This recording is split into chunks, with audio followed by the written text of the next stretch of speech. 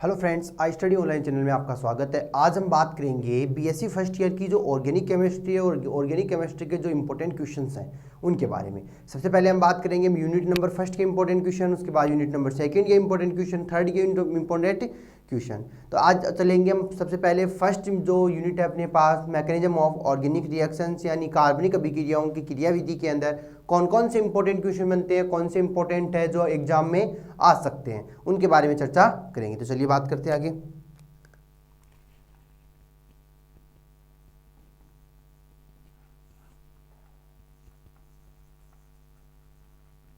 Organic chemistry है second paper अपना, और इसमें हम बात करेंगे mechanism of organic reaction. Mechanism of organic reaction या कार्बनिक अभिक्रियाओं की क्रियाविधि के अंदर जो इंपॉर्टेंट क्वेश्चन बनते हैं उन सब के बारे में चर्चा करेंगे। और यहाँ जो फर्स्ट क्वेश्चन अपने पास है कि कोई भी अपने पास बॉन्ड जो होता है, बंध जो होता है, बंध विदलन कितने प्रकार का होता है। सबसे पहले हम बात करें, फर्स्ट क्वेश्चन कह रहा है बंध विदलन कितने प्रकार के होते हैं। तो मैं कहूं पहला क्वेश्चन अपने पास है बंध विदलन कितने प्रकार का होता है, नाम बताओ, नाम लिखो तथा इनके बारे में संक्षिप्त में टिप्पणी दो, के बारे में टिप्पणी दीजिए। सबसे पहले तो बात कर रहा है कि बंध विदलन कितने प्रकार का होता है। तो इसके आंसर के अंदर हम बात करें कि बंध विदलन दो प्रकार के होते हैं। बंध विदलन दो प्रकार के होते हैं। अब ये कहा जाए कि बंध विदलन दो प्रकार के कौन कौन से हो गए, बंध विदलन दो प्रकार के कौन कौन से हो गए, उनके बारे में चर्चा करेंगे। भाई दो बंध विदलन कौन कौन से हैं। तो पहले तो हमने देख लिया बंध विदलन पूछ रहा है, तो यहां लिख सकते हैं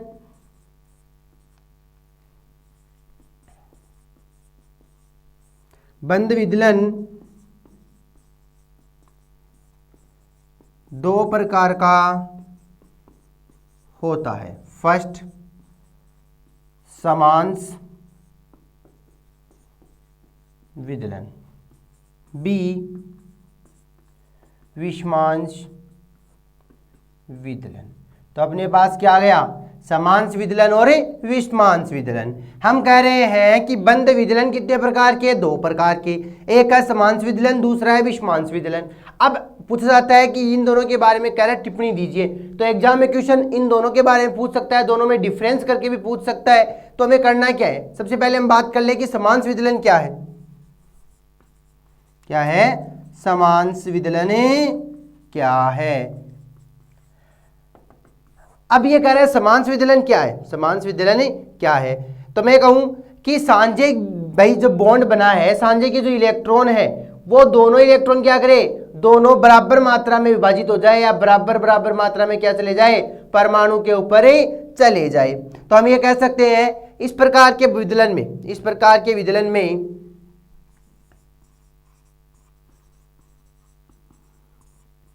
कार के विदलन में बंध के इलेक्ट्रॉन या फिर ये कह सकते हो सांझे के इलेक्ट्रॉन, सांझे के इलेक्ट्रॉन क्या कह रहे हैं, इस प्रकार के विदलन में बंध के इलेक्ट्रॉन या फिर सांझे के इलेक्ट्रॉन परमाणु पर समान मात्रा में या ये कहें बराबर बराबर, परमाणु में समान मात्रा में या फिर बराबर बराबर क्या होते, विभाजित होते हैं। सांझे के इलेक्ट्रॉन परमाणु पर समान रूप से या बराबर बराबर विभाजित होते हैं, समान मात्रा में या बराबर बराबर विभाजित होते हैं। अब दूसरा में कह सकते हैं कि इसमें क्या होगा, एक परमाणु के ऊपर एक इलेक्ट्रॉन, दूसरा इलेक्ट्रॉन दूसरे परमाणु पर। तो यहां लिख सकते हो अर्थात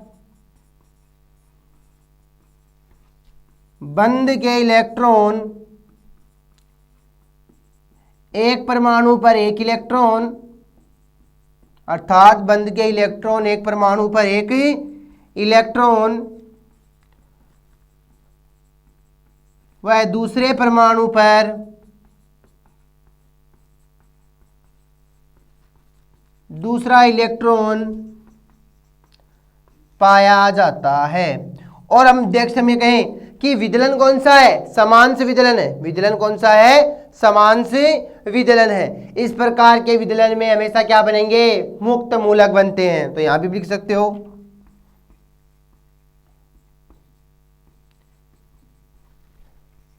इस प्रकार के विदलन से हमेशा मुक्त मूलक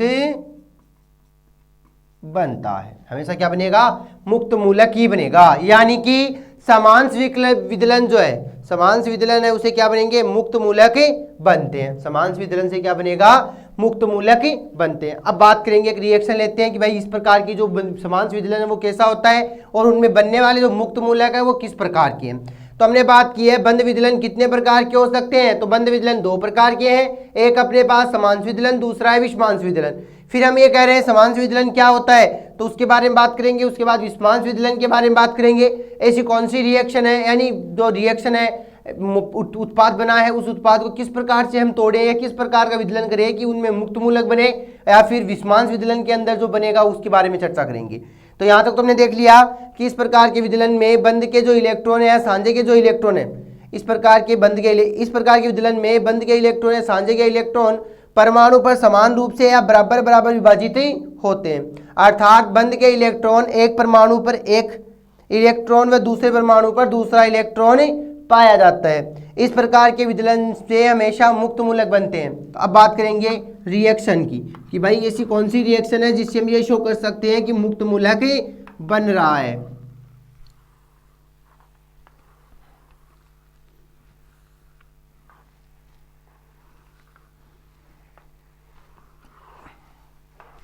अब वो रिएक्शन देखते हैं। पहले मैंने लिया है Cl, किस प्रकार से लिखते हैं इसको, Cl2 से लिखते हैं, Cl और Cl। क्या कर रहे हैं, समांश विदलन होगा।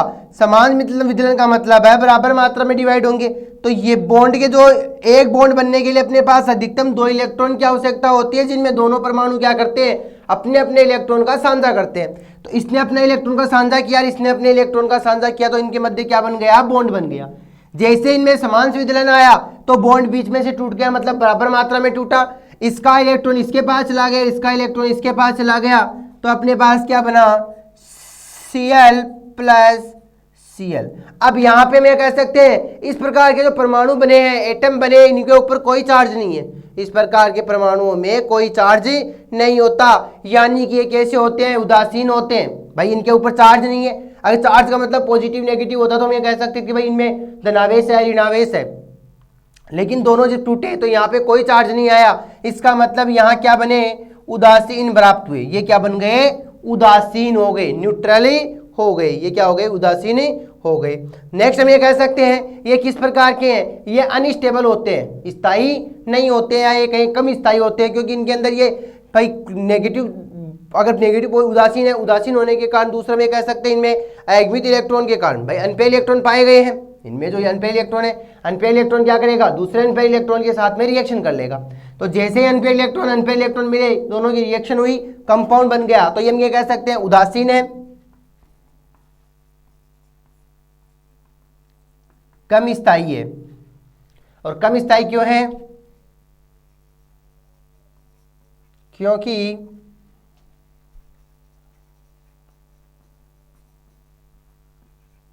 अयुग्मित इलेक्ट्रॉन है, क्योंकि अयुग्मित इलेक्ट्रॉन है। तो हम ये कह सकते हैं बंध विदलन दो प्रकार का है, जिनमें से हमने समांश विदलन के बारे में चर्चा कर ली कि समांश विदलन ये कहता है कि बंध के इलेक्ट्रॉन या सांझे के इलेक्ट्रॉन बराबर मात्रा में विभाजित हो या बराबर विभाजित हो। जैसे कि हम ये कह सकते हैं एक परमाणु पर एक इलेक्ट्रॉन, दूसरे परमाणु पर दूसरा इलेक्ट्रॉन आ जाए, तो यहाँ मुक्त मूलक बनते हैं, ना कि कोई कार्बोकेटायन या कार्बेनाइन, मतलब यानी धनावेश या ऋणावेश वाली कोई स्पीसीज प्राप्त नहीं होती। यहाँ केवल मुक्त मूलक स्पीसीज प्राप्त होती है। ये मुक्त मूलक स्पीसीज कैसी होती है, उदासीन होती है, कम स्थायी होती है क्योंकि इनमें अयुग्मित इलेक्ट्रॉन पाए जाते हैं। और अनपेयर इलेक्ट्रॉन क्या करता है, पेयरिंग करने के लिए किसी दूसरे अनपेयर इलेक्ट्रॉन से बॉन्ड बना लेता है, इसलिए हम इसको क्या मानते हैं, कम स्थायी मानते हैं। ये हो गया अपने पास समांश विदलन। दूसरा हम देखेंगे विषमांश विदलन। दूसरा अपने पास क्या है, विषमांश विदलन।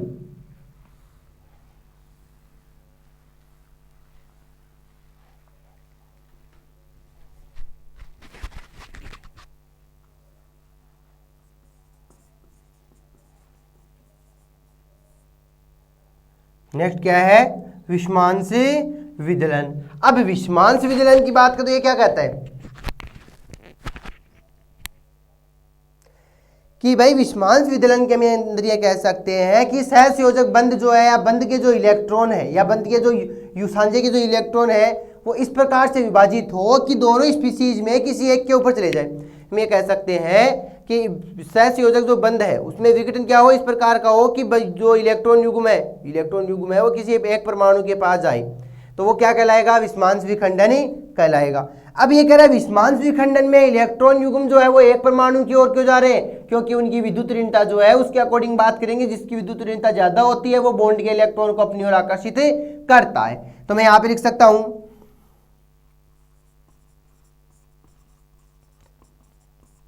इस प्रकार के विदलन में सहसंयोजक बंध के इलेक्ट्रॉन इस प्रकार के विदलन में सहसंयोजक बंध का या विदलन में सहसंयोजक बंध के का विखंडन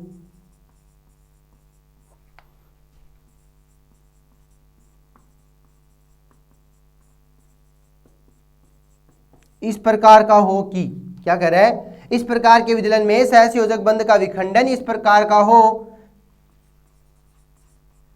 इस प्रकार के विदलन में सहसंयोजक बंध का विखंडन इस प्रकार का हो कि बंध के इलेक्ट्रॉन युग्म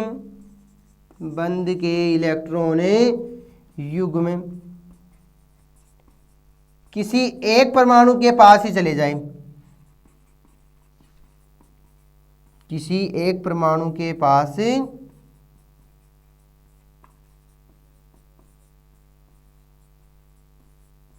चले जाए। इस प्रकार का हो कि बंध के इलेक्ट्रॉन युग्म किसी एक परमाणु के पास चले जाए। अब ये कह रहे हो बंध के इलेक्ट्रॉन किसी एक युग्म के पास जाते हैं, या बंध के जो भी इलेक्ट्रॉन युग्म है वो किसी एक परमाणु के पास जाते हैं, तो एक ही परमाणु तो अपने पास क्या रह गया, ऐसा का ऐसा ही रह गया। तो एक इलेक्ट्रॉन युग्म किसी एक परमाणु के पास चले जाए तो इस प्रकार के विदलन को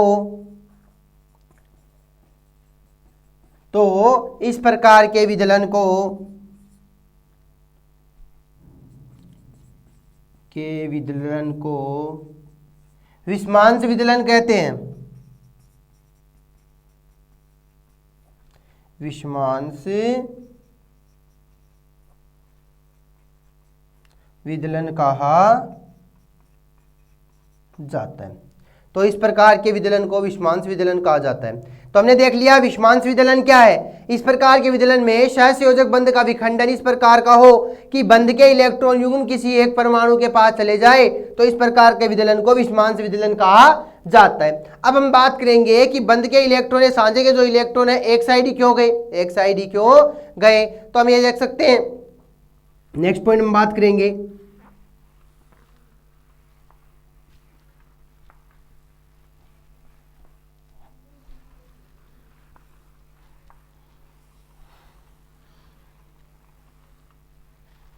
नेक्स्ट हम ये कहें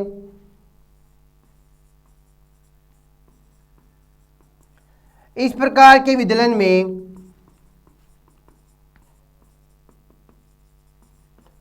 बंधित परमाणु की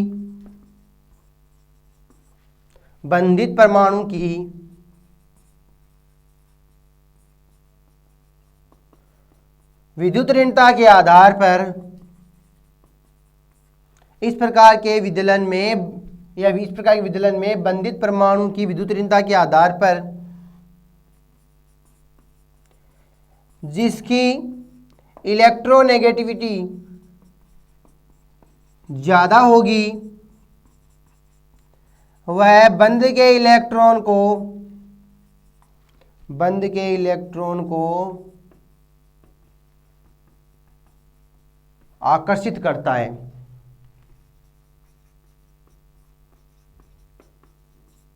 जिससे उस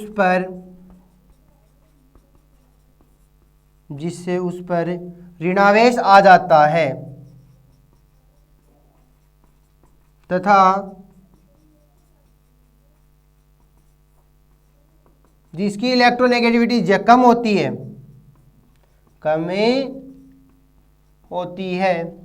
वह अपने इलेक्ट्रॉन को प्रतिकर्षित कर देता है।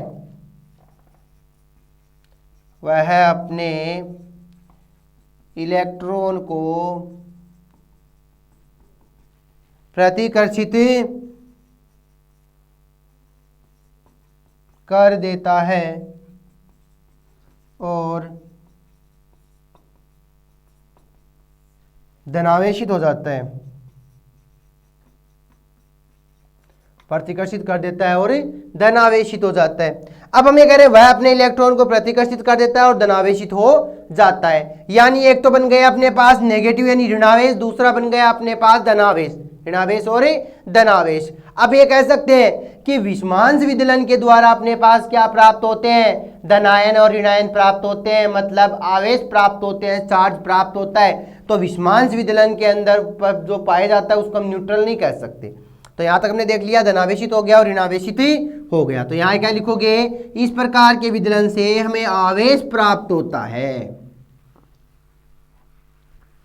इस प्रकार के विदलन से हमें क्या प्राप्त होगा, आवेश प्राप्त होगा, चार्ज प्राप्त होंगे, जिनमें पॉजिटिव भी हो सकता है और नेगेटिव भी हो सकते हैं।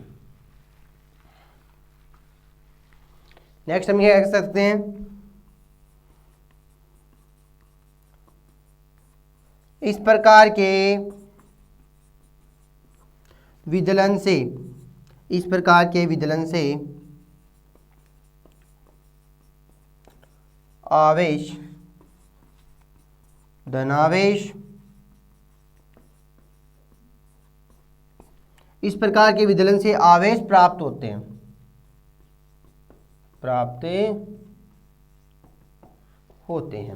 इस प्रकार के विदलन से आवेश प्राप्त होते हैं, यानी धनावेश और ऋणावेश प्राप्त होंगे। तो कह रहा है विषमांश विदलन हमने देख लिया किस प्रकार का है।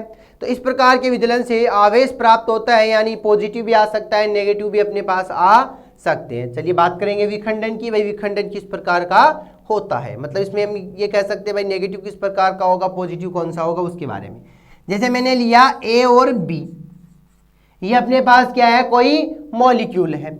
अब मैं कहूं बंद के इलेक्ट्रॉन इस प्रकार के हैं, अगर मैं कह दूं कि बी की इलेक्ट्रोनेगेटिविटी ज्यादा है तो बंद के इलेक्ट्रॉन कौन ले गया, बी ले गया, और यदि ए की इलेक्ट्रोनेगेटिविटी ज्यादा है तो ये कह सकते हैं ए ले गया। तो 1 बाय 1 दोनों रिएक्शन को देखेंगे। अगर बंद के इलेक्ट्रॉन बी ले रहा है क्योंकि बी की इलेक्ट्रोनेगेटिविटी ज्यादा है और ए की इलेक्ट्रोनेगेटिविटी कम है, हमने बात की थी जिसकी विद्युत ऋणता ज्यादा होगी वो बंद के इलेक्ट्रॉन को आकर्षित करेगी, तो इलेक्ट्रॉन युग्म को कौन ले गया, बी ले गया। जैसे इलेक्ट्रॉन युग्म को बी ले गया, अपने पास क्या प्राप्त हुआ, जो लेता है वो माइनस में, जो देता है वो प्लस में, तो बी आ गया माइनस में और ए क्या आ गया, प्लस में। फिर सेकेंड रिएक्शन क्या कहती है, वही ए और बी, यहां अपने पास क्या है, फ्री रेडिकल, लेकिन इस बार हम ये कह सकते हैं कि बंद के इलेक्ट्रॉन कौन ले गया, ए ले गया। अब हमारे पास ए और बी है तो हम ये तो कह नहीं सकते कि भाई इलेक्ट्रोनेगेटिव ज्यादा किसकी है, हमने माना है कि बी की भी ज्यादा हो सकती है और ए की भी ज्यादा हो सकती है। बंद के इलेक्ट्रॉन ए भी ले सकता है, बी भी ले सकता है। तो सेम कंडीशन में इसको तोड़ो, इस बार क्या है, ए माइनस में है तो बी प्लस में है, यानी अपने पास क्या बन गया कि एक बार बी माइनस में आ गया, एक बार ए माइनस में आ गया। दोनों रिएक्शन को देखा है कि ए भी ले सकता है और बी भी ले सकता है। तो यहां तक अपने पास फर्स्ट जो क्वेश्चन था, बंद विदलन कितने प्रकार के होते हैं, नाम लिखो और इनके बारे में संक्षिप्त टिप्पणी दो, तो वो कंप्लीट हुआ। नेक्स्ट हम बात करेंगे कि निम्न अपने पास कुछ अभिक्रियाएं दे रखी है, उन अभिक्रियाओं को हम बात करें तो उन अभिक्रियाओं को हमें प्रोडक्ट बनाना है और उनके उत्पाद को लिखना है कि वो उत्पाद किस प्रकार बना और वो अभिक्रिया कौन कौन सी है, उनके नाम बताने हैं। क्योंकि एग्जाम में कई बार क्वेश्चन पूछा जाता है, कुछ रिएक्शन दी होती है, उन रिएक्शन के बारे में पूछता है कि ये रिएक्शन कौन सी है, इनका नाम क्या है, इनका उत्पाद क्या बनेगा।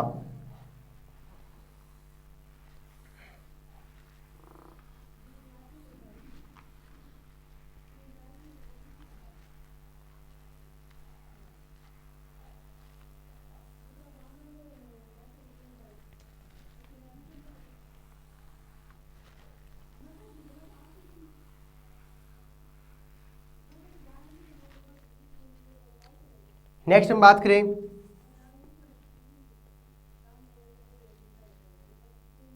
निम्न अभिक्रियाओं को बनानी, मतलब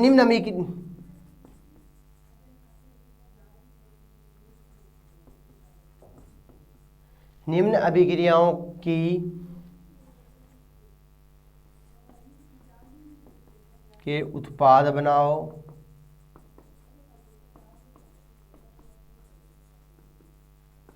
तथा अभिक्रिया का नाम लिखो। क्या कह रहा है? निम्न अभिक्रिया के उत्पाद बनाओ तथा अभिक्रिया का नाम लिखो। अब अपने पास अभिक्रिया कौन सी है, इनसे उत्पाद किस प्रकार का बनेगा, उसके बारे में हमें चर्चा करनी है। तो मेरे पास क्या है, फर्स्ट रिएक्शन कह रहा है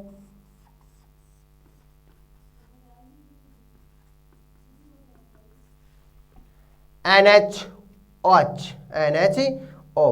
और ये कह रहा है किसकी उपस्थिति में हो रही है, डाइल्यूट HCl की उपस्थिति में रिएक्शन हो रही है, डाइल्यूट HCl की उपस्थिति में ये रिएक्शन हो रही है। जैसे ही मैं कह दूं भाई डबल बॉन्ड यहां से टूटा, जैसे ही मैं कहूं कि डबल बॉन्ड यहां से टूटा, तो अपने पास क्या बन गया भाई, अगर मैं कह दूं नाइट्रोजन की वैलेंसी कितनी हो गई, 2 और 1 3 और 1 4 और 1 5 हो गई, तो ये तो क्या हो गई, ज्यादा हो गई। तो अगर यहां से ये डबल बॉन्ड टूटते O निकल जाए तो ये NH2 तो ऐसा का ऐसा रह गया, बच गया क्या O।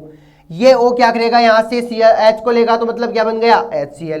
या फिर मैं इसको ये कह दूं डाइल्यूट सॉल्यूशन, डाइल्यूट HCl की उपस्थिति में हुआ है, तो यहां से ऑक्सीजन फ्री, इस ऑक्सीजन को, यह ऑक्सीजन जहां जुड़ेगा, मतलब ये नहीं ऑर्थो पे जुड़ता है, पैरा पे जुड़ता है, तो यहां से क्या निकलेगा H+, ये निकल गया O- में, तो ये H+ पीछे माइनस में, इधर वाला O- में, तो अपने पास तो ये H जो है इस O के साथ जुड़कर क्या बन गया OH, तो ये कहां जुड़ जाएगा, पैरा पोजीशन के ऊपर जुड़ जाएगा। यानी अपने पास किस प्रकार की स्ट्रक्चर प्राप्त हो जाएगी, ये तो बन गया NH2 और यहां बन गया अपने पास OH, क्या कहोगे, पैरा हाइड्रोक्सी एनिलीन, या फिर ये कहें कि अगर इसको मैं फिनोल मान लूं तो ये क्या कहोगे, पैरा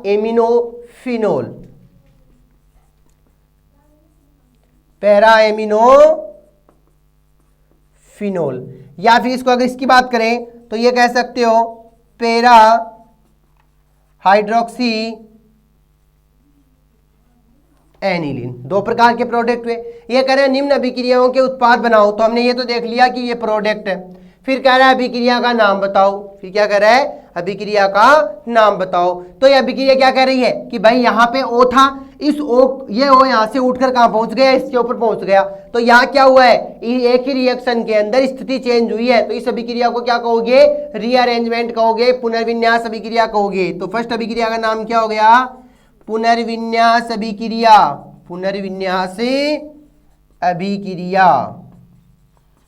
तो हमने बात कर ली कि फर्स्ट अभिक्रिया देखी, फर्स्ट अभिक्रिया का नाम देखा और अभिक्रिया का उत्पाद देख लिया। सेकंड अभिक्रिया, इसी क्वेश्चन के अंदर सेकंड जो रिएक्शन है वो क्या कहती है, उसके बारे में चर्चा करेंगे।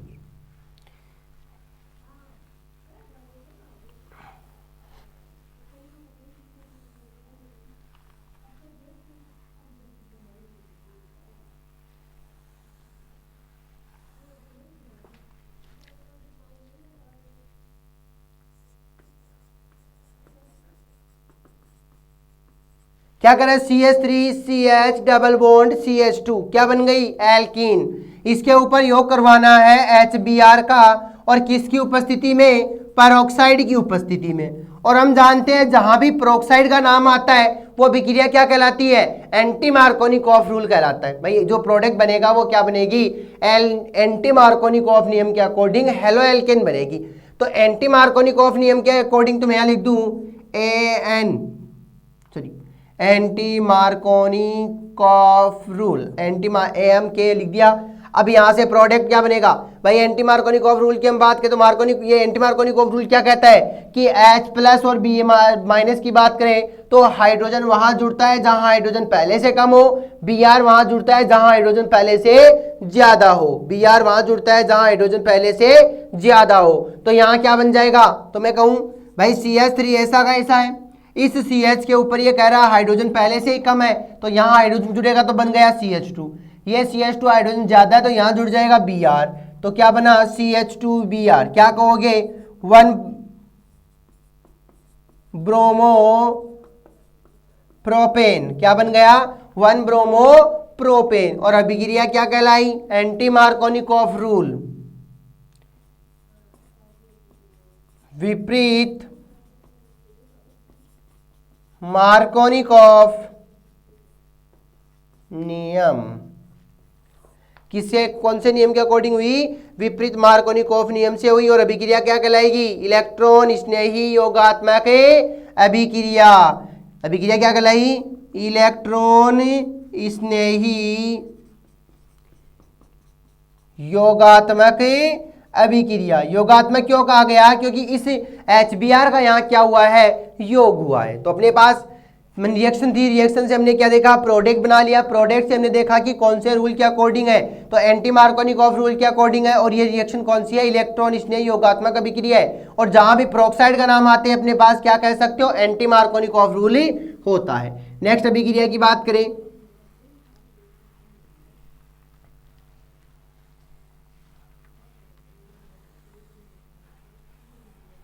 तीसरी रिएक्शन अपने पास है इसी में, CH3CH2Br। क्या कह रहा है? CH3CH2Br। इसकी अभिक्रिया करवानी है हमें अल्कोहलिक KOH की उपस्थिति में। अल्कोहलिक KOH की उपस्थिति में अगर मैं इस प्रोडक्ट को इस प्रकार से लिखूं, इस रिएक्टेंट को, कि CH2 के नीचे H, इस CH2 के नीचे Br, तो यहां हमने देखा है कि ऐसी अभिक्रिया कहां आती है? अगर मैं इस कंपाउंड को बाहर निकाल दूं, ऐसा का ऐसा, क्या निकल गया? HBr। क्या बच गया? CH2 डबल बॉन्ड CH2, क्या बन गई? एल्कीन। तो ऐसी अभिक्रिया क्या कहलाती है? ऐसी अभिक्रिया क्या कहलाती है? तो हम ये कहते हैं, इसे क्या कहोगे? विलोपन अभिक्रिया कहते हैं। इसे क्या कहते हैं? विलोपन अभिक्रिया। ये क्या कहलाई? विलोपन अभिक्रिया। और हम अगर इस KOH का यूज करें तो यहां से क्या निकल जाएगा? KBr निकल जाएगा। और ये H जो है OH के साथ मतलब H2O निकाल देगा। या फिर इसको सिंपली हम क्या कह सकते हैं? दोनों H और Br निकल कर HBr निकल गए। तो क्या कहलाई? विलोपन अभिक्रिया। और हाइड्रोजन बाहर निकल रहा है तो क्या कहोगे इसको? विहाइड्रो हैलोजनीकरण। क्या कहेंगे? विहाइड्रो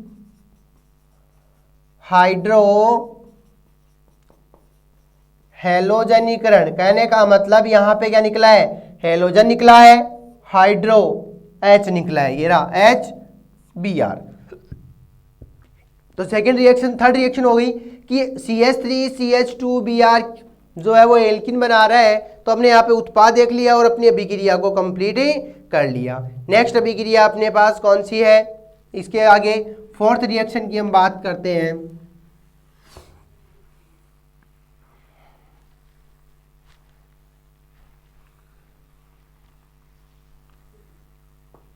नेक्स्ट अभिक्रिया क्या कह रही है?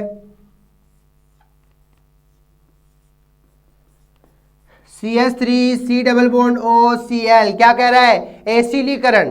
भाई अभिक्रिया क्या करी है? एसिल क्लोराइड लिया है तो यहां क्या कहोगे? एसिलीकरण। अब ये कह रहा है एसिलीकरण की अभिक्रिया कौन सी? तो हमने यहां लिया है AlCl3। कैसा? निर्जल। तो कुछ याद आया कि निर्जल AlCl3 जब लेते हो और एसिलीकरण करवा रहे हो तो क्या कहलाएगी? फ्रीडल क्राफ्ट एसिलीकरण। क्या बनेगा? एसिटोफिनोन। तो ये बेंजीन जो है वो क्या देगी? अपना एक हाइड्रोजन देगी। यानी मैं कहूं यहां हाइड्रोजन है, ये टूटा H+ मेरे यहां आ गया माइनस चार्ज, ये टूटा Cl- मेरे कार्बन प्लस चार्ज। तो H+Cl- क्या निकल गया? HCl प्लस चार्ज जो यहां अटैक करेगा तो अपने पास क्या बन जाएगी? C double bond OCH3। क्या कहोगे? एसिटोफिनोन। क्या बन गया? एसिटोफिनोन। तो अपने पास क्या बन गई? एक प्रकार से ये कीटोन बन गया। ये अपने पास क्या बन गया? एक प्रकार से कीटोन बन गया। तो यहां तक हमने बात कर ली कि अभिक्रियाओं के उत्पाद किस प्रकार बनते हैं और उनका अभिक्रियाओं का नाम क्या क्या होता है। तो ये हमने कुछ 4 एग्जाम्पल देखे। इसके अलावा भी अपने पास बहुत सी रिएक्शन है। जहां हमने इस चैप्टर को पढ़ा था उसके अंदर हमने रिएक्शन देखी है। कोई भी रिएक्शन पूछ सकता है, चाहे वो छोटी हो या बड़ी हो। हमारा काम है कि जो रिएक्टेंट दे रखा है उससे प्रोडक्ट किस प्रकार से बनाओगे, वो प्रोडक्ट, उसका नाम, प्रोडक्ट का नाम और अभिक्रिया का नाम हमें आना चाहिए। तो जैसे हमने ये रिएक्शन देखी है, तो ये रिएक्शन कौन सी है? Friedel craft. और ये भी जहां भी आता है वो क्या कहोगे? एसिलीकरण। तो अभिक्रिया कौन सी हो गई? फ्रीडल क्राफ्ट एसिलीकरण अभिक्रिया हो गई। फ्रीडल क्राफ्ट एसिलीकरण अभिक्रिया हो गई। नेक्स्ट हम बात करेंगे कि अपने पास जो संक्रमण अवस्था है और मध्यवर्ती होते हैं उनमें क्या अंतर पाया जाता है। संक्रमण अवस्था और मध्यवर्ती में क्या अंतर है, कौन कौन से डिफरेंस होते हैं, उनके बारे में बात करेंगे।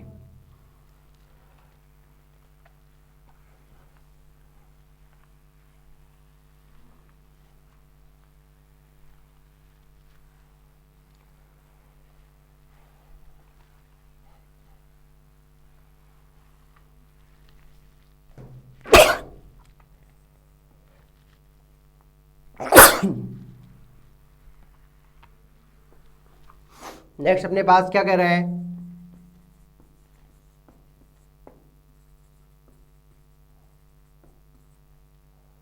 संक्रमण अवस्था व मध्यवर्ती में अंतर। और जब भी अंतर देखते हो क्या करोगे? दो भागों में डिवाइड कर दो। एक साइड क्या ले लो? ट्रांजिशन स्टेट यानी संक्रमण अवस्था, और एक साइड ले लो मध्यवर्ती। इंटरमीडिएट और ट्रांजिशन स्टेट की बात करें, पहला ट्रांजिशन स्टेट की हम बात करें तो यहां कह सकते हो कि ये जो ये कहीं पहला संक्रमण अवस्था की बात करें तो यहां ऊर्जा किस प्रकार की होगी? संक्रमण अवस्था की ऊर्जा अधिकतम होती है, तो क्या लिखोगे? इसमें उच्चतम ऊर्जा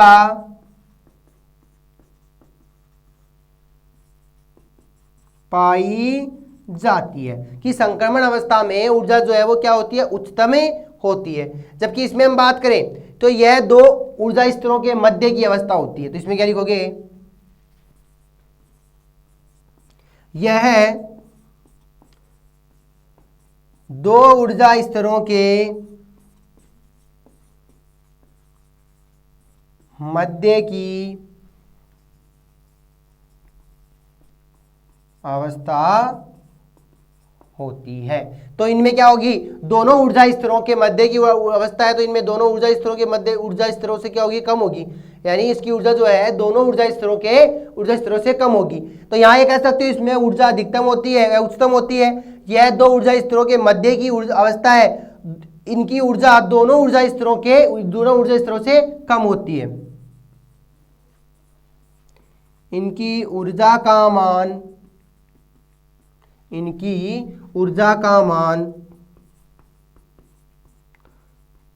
दोनों ऊर्जा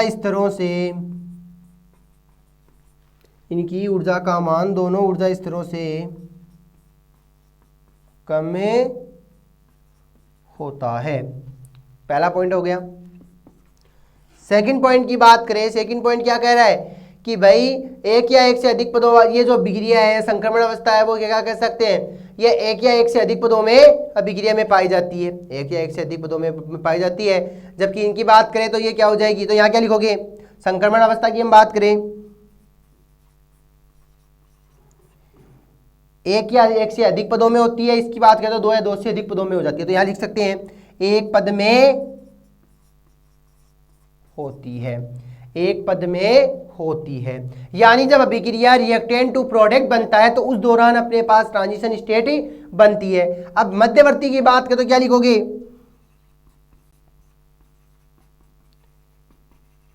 दो या अधिक पदों में प्राप्त होती है। दो या अधिक पदों में प्राप्त होती है। नेक्स्ट पॉइंट की बात कर ले भाई। नेक्स्ट पॉइंट हम ये कहें,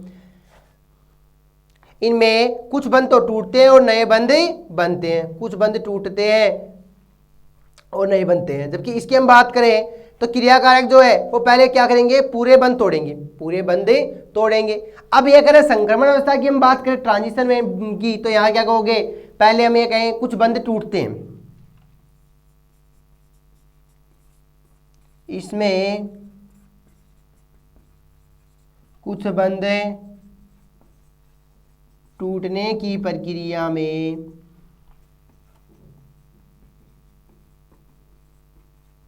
होते हैं। इसमें कुछ बंध टूटने की प्रक्रिया में होते हैं। अब हम ये कहें कुछ बंध टूटे यानी पूरे बंध नहीं टूटे, तो संक्रमण अवस्था की हम निश्चित जो आकृति है, निश्चित व्यवस्था है, वो नहीं बता सकते। तो इसमें कुछ बंध टूटने की प्रक्रिया में होते हैं। जबकि इसकी बात करें तो इसमें पहले सारे बंध टूटते हैं, उसके बाद नए बंधे बनते हैं। इसमें पहले सारे बंध टूट जाते हैं, सारे बंधे टूट जाते हैं,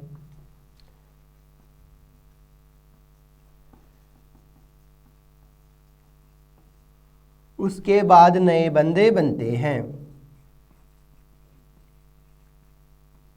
नए बंधे बनते हैं। तो एक तो हो गया अपने पास संक्रमण अवस्था और दूसरा हो गया अपने पास मध्यवर्ती।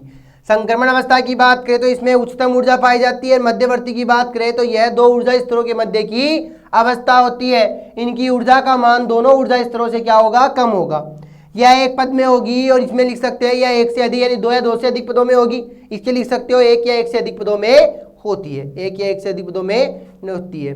नेक्स्ट हम ये कहें इसमें कुछ बंध टूटने की प्रक्रिया होती है। कुछ बंध टूटते हैं इसका मतलब इनके कोई निश्चित आकृति नहीं बता सकते। जबकि इसकी बात करें इसमें पहले सारे बंध टूट जाते हैं, उसके बाद नए बंध ही बनते हैं। तो हम नेक्स्ट में कहें संक्रमण अवस्था को प्राप्त नहीं किया जाता। संक्रमण अवस्था जो है वो प्राप्त नहीं होती। जबकि मध्यवर्ती को हम क्या कर सकते हैं, प्राप्त कर सकते हैं। जबकि मध्यवर्ती को क्या कह सकते हो, प्राप्त कर सकते हैं।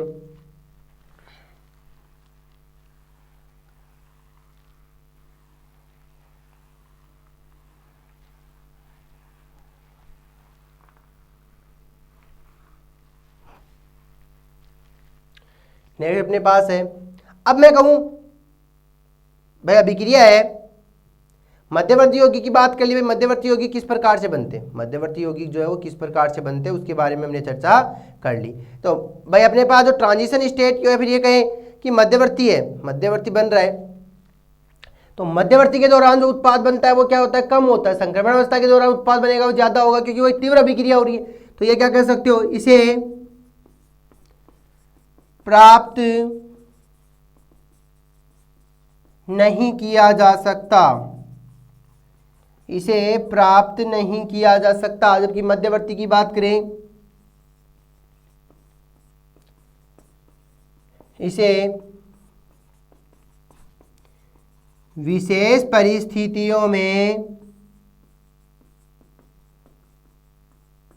प्राप्त कर सकते हैं, इसे विशेष परिस्थितियों में प्राप्त कर सकते हैं। तो यहाँ तक हमने बात कर ली भाई किस प्रकार से और कहाँ कहाँ इन्हें हम प्राप्त कर सकते हैं, कहाँ कहाँ प्राप्त कर सकते हैं।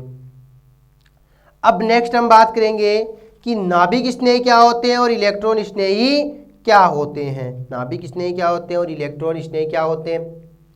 तो यहाँ तक हमने संक्रमण अवस्था और मध्यवर्ती में अंतर देख लिया।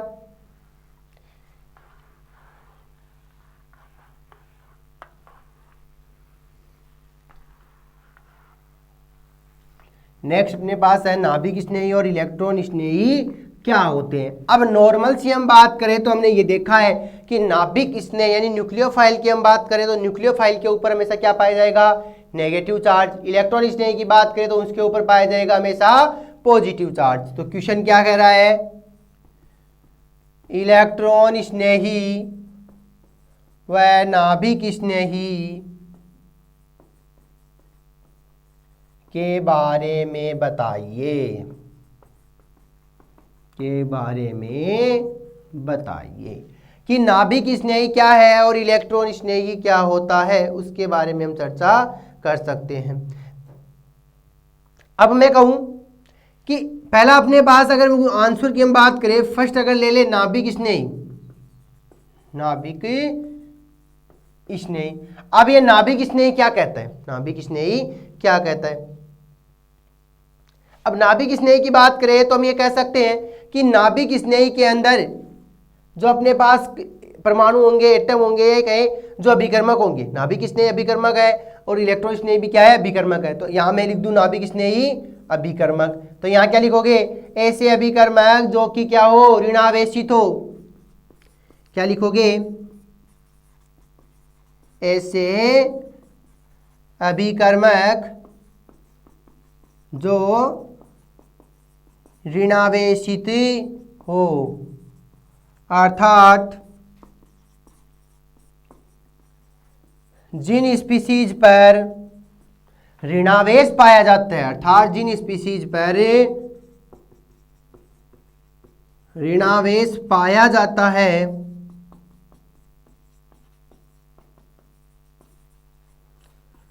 नाभिक स्नेही अभिकर्मक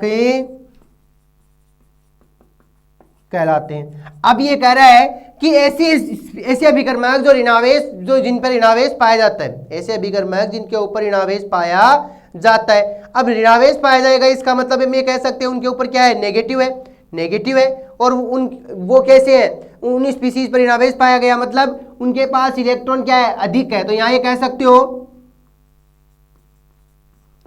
इस प्रकार के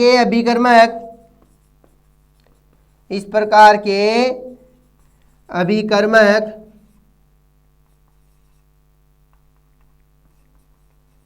इलेक्ट्रॉन धनी होते हैं, यानी इनके पास इलेक्ट्रॉन की क्या होती है, अधिकता होती है। ये धनावेश से आकर्षित होते हैं। यह धनावेश से आकर्षित होते हैं, ये धनावेश से आकर्षित होते हैं। अब एग्जाम्पल की बात कर लें कि भाई नाभिक स्नेही के अंदर किस किस को रखा गया, तो मैं यहाँ पे कहूँ Cl माइनस है, आयोडीन माइनस है, साइनाइड माइनस है, OH माइनस है, ETC कर देते हैं। भाई ये कुछ एग्जाम्पल है जो किसके हैं, नाभिक स्नेही अभिकर्मक के हैं। कि भाई नाभिक स्नेही अभिकर्मक क्या हो गया, ऐसे अभिकर्मक जो कैसे हो, ऋणावेशित हो, अर्थात जिन स्पीसीज पर ऋणावेश पाया जाता है नाभिक स्नेही अभिकर्मक कहलाते हैं। इस प्रकार के अभिकर्मक इलेक्ट्रॉन धनी होते हैं क्योंकि इनके पास इलेक्ट्रॉन की क्या है, अधिकता है। यह धनावेश से आकर्षित होते हैं, मतलब ये अगर इनके पास में कोई पॉजिटिव आ जाए तो ये क्या कर लेते हैं, रिएक्शन करे लेते हैं। दूसरा हम ये कह सकते हैं यह लुईस क्षार की तरह व्यवहार करते हैं, तो यहां ये भी लिख सकते हो यह लुईस क्षार की तरह व्यवहार करते हैं। यह लुईस क्षार की तरह क्या करते हैं, व्यवहार करते हैं। लुईस क्षार की तरह क्या करते हैं, व्यवहार करते हैं। तो यहां तक हमने देख लिया नाभिक स्नेही। अब बात करेंगे इलेक्ट्रॉन स्नेही। क्या कह रहा है, इलेक्ट्रॉन स्नेही अभिकर्मक। तो जस्ट इसके क्या हो जाएगा, अपोजिट हो जाएगा।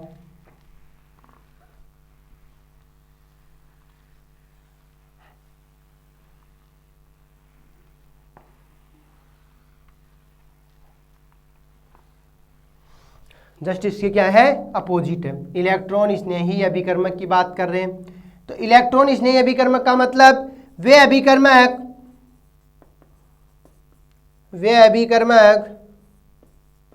जो कि धनावेशित हो,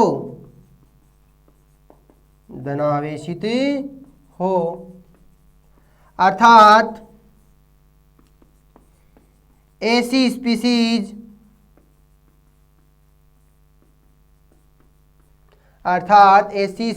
जिन पर धनावेश पाया जाता है, वे अभिकर्मक जो कि धनावेशित हो, अर्थात ऐसी स्पीसीज जिन पर धनावेश पाया जाता है। ऐसी स्पीसीज जिन पर धनावेश पाया जाता है, यानी जिनके ऊपर क्या पाया जाएगा, पॉजिटिव चार्ज पाया जाता है। जिनके ऊपर क्या होगा, पॉजिटिव चार्ज पाया जाता है। अर्थात कहीं इन अभिकर्मकों का अष्टक अपूर्ण होता है, यानी ये फुल बरियावे नहीं होते। इनका अष्टक अपूर्ण होता है, अर्थात ये कैसे है, इलेक्ट्रॉन न्यून है। अर्थात ये क्या है, इलेक्ट्रॉन न्यून है। अर्थात ये क्या है, इलेक्ट्रॉन न्यून है। और किसे अभिक्रिया करेंगे, इलेक्ट्रॉन धनी वाले से, मतलब ऋणावेश से रिएक्शन करेंगे। अष्टक अपूर्ण है, अर्थात यह इलेक्ट्रॉन न्यून होते हैं, अर्थात ये इलेक्ट्रॉन न्यून होते हैं, इन्हें इलेक्ट्रॉन स्नेही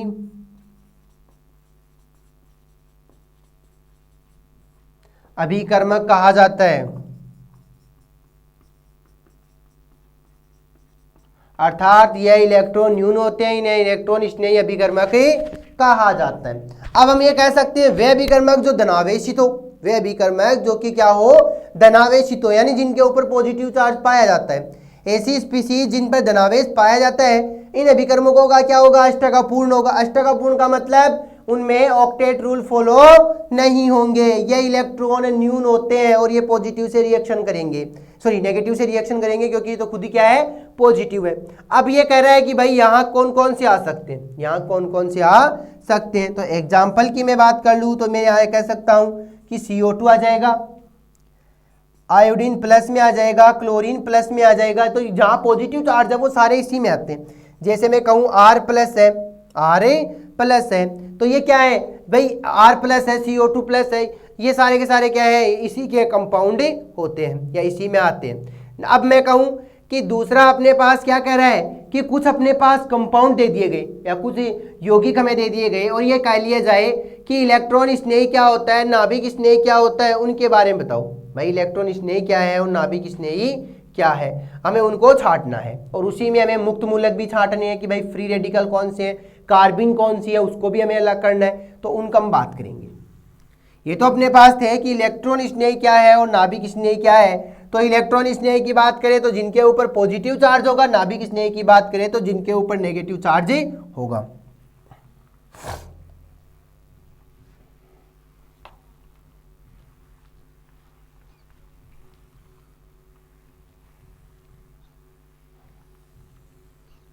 नेक्स्ट क्या कह रहा है,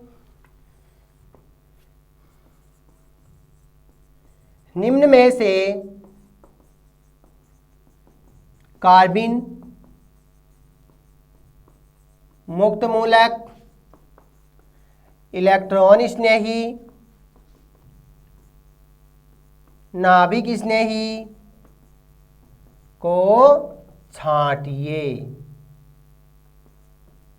को क्या करना है, हमें छांटना है। कौन कौन सा है, क्वेश्चन देख लेते हैं भाई, कौन सा दे रखा है।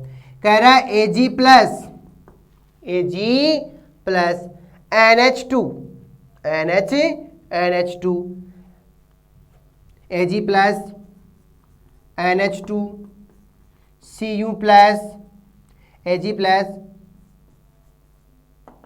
CH2 CH3 CH3 क्या कह रहा है, CH3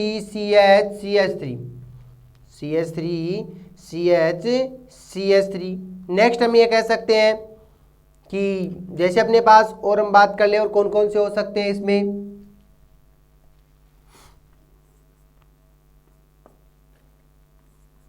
Cl+ भी है, Cl- भी होता है। इसके अलावा अपने पास है OH- है, Cn- है, OH- है, Cn- है, NO2+ है, NO2+ है, Fe+2 है, Fe+2 है। तो ये हमने क्या ले लिया, कुछ एग्जाम्पल ले लिए। अब इन्हीं में से हमें क्या करना है, इन सबको छांटना है। तो अगर हम यहाँ पे मैंने कह दूँ भाई इनके अलग अलग बॉक्स बना लें, जैसे यहाँ मैंने ले लिया कार्बिन, क्योंकि ये पूछ रहा है कि भाई कार्बिन कौन सी है, उसके बाद पूछ रहा है मुक्त मूलक, तो ये लीजिए मुक्त मूलक को छांट देते हैं। फिर कह रहा है इलेक्ट्रॉन स्नेही, तो इलेक्ट्रॉन स्नेही को भी छांट देते हैं। फिर कह रहा है नाभिक स्नेही को भी छांट देते हैं। अब हमने देखा है कि मुक्त मूलक का मतलब जिसके ऊपर ये पाया जाता हो। कार्बिन हम जानते हैं कि डबल लोन पेयर। इलेक्ट्रॉन स्नेही की बात करें तो जिनके ऊपर पॉजिटिव, नाभिक स्नेही की बात करें तो जिनके ऊपर नेगेटिव। तो यहां से बात करें सबसे पहले कार्बिन, तो ये रही अपने पास क्या, कार्बिन। इसके अलावा अपने पास और कोई ऐसा कंपाउंड नहीं है जो कि कार्बिन के अंदर आए, और कोई ऐसा कंपाउंड नहीं है जो कि क्या है, कार्बन के अंदर आए। अब कह रहा है मुक्त मूलक। मुक्त मूलक की हमने बात की थी समांश और विषमांश विखंडन के अंदर कि समांश विखंडन जहां पाया जाता है वहां हमेशा मुक्त मूलक बनते हैं, और मुक्त मूलक का मतलब होता है कि उनके ऊपर क्या पाया जाता है, अनपेयर इलेक्ट्रॉन पाए जाते हैं। तो एक तो ये रहा भाई, यहां से मैं कहूं CH3 CH CH3 और ये फ्री रेडिकल।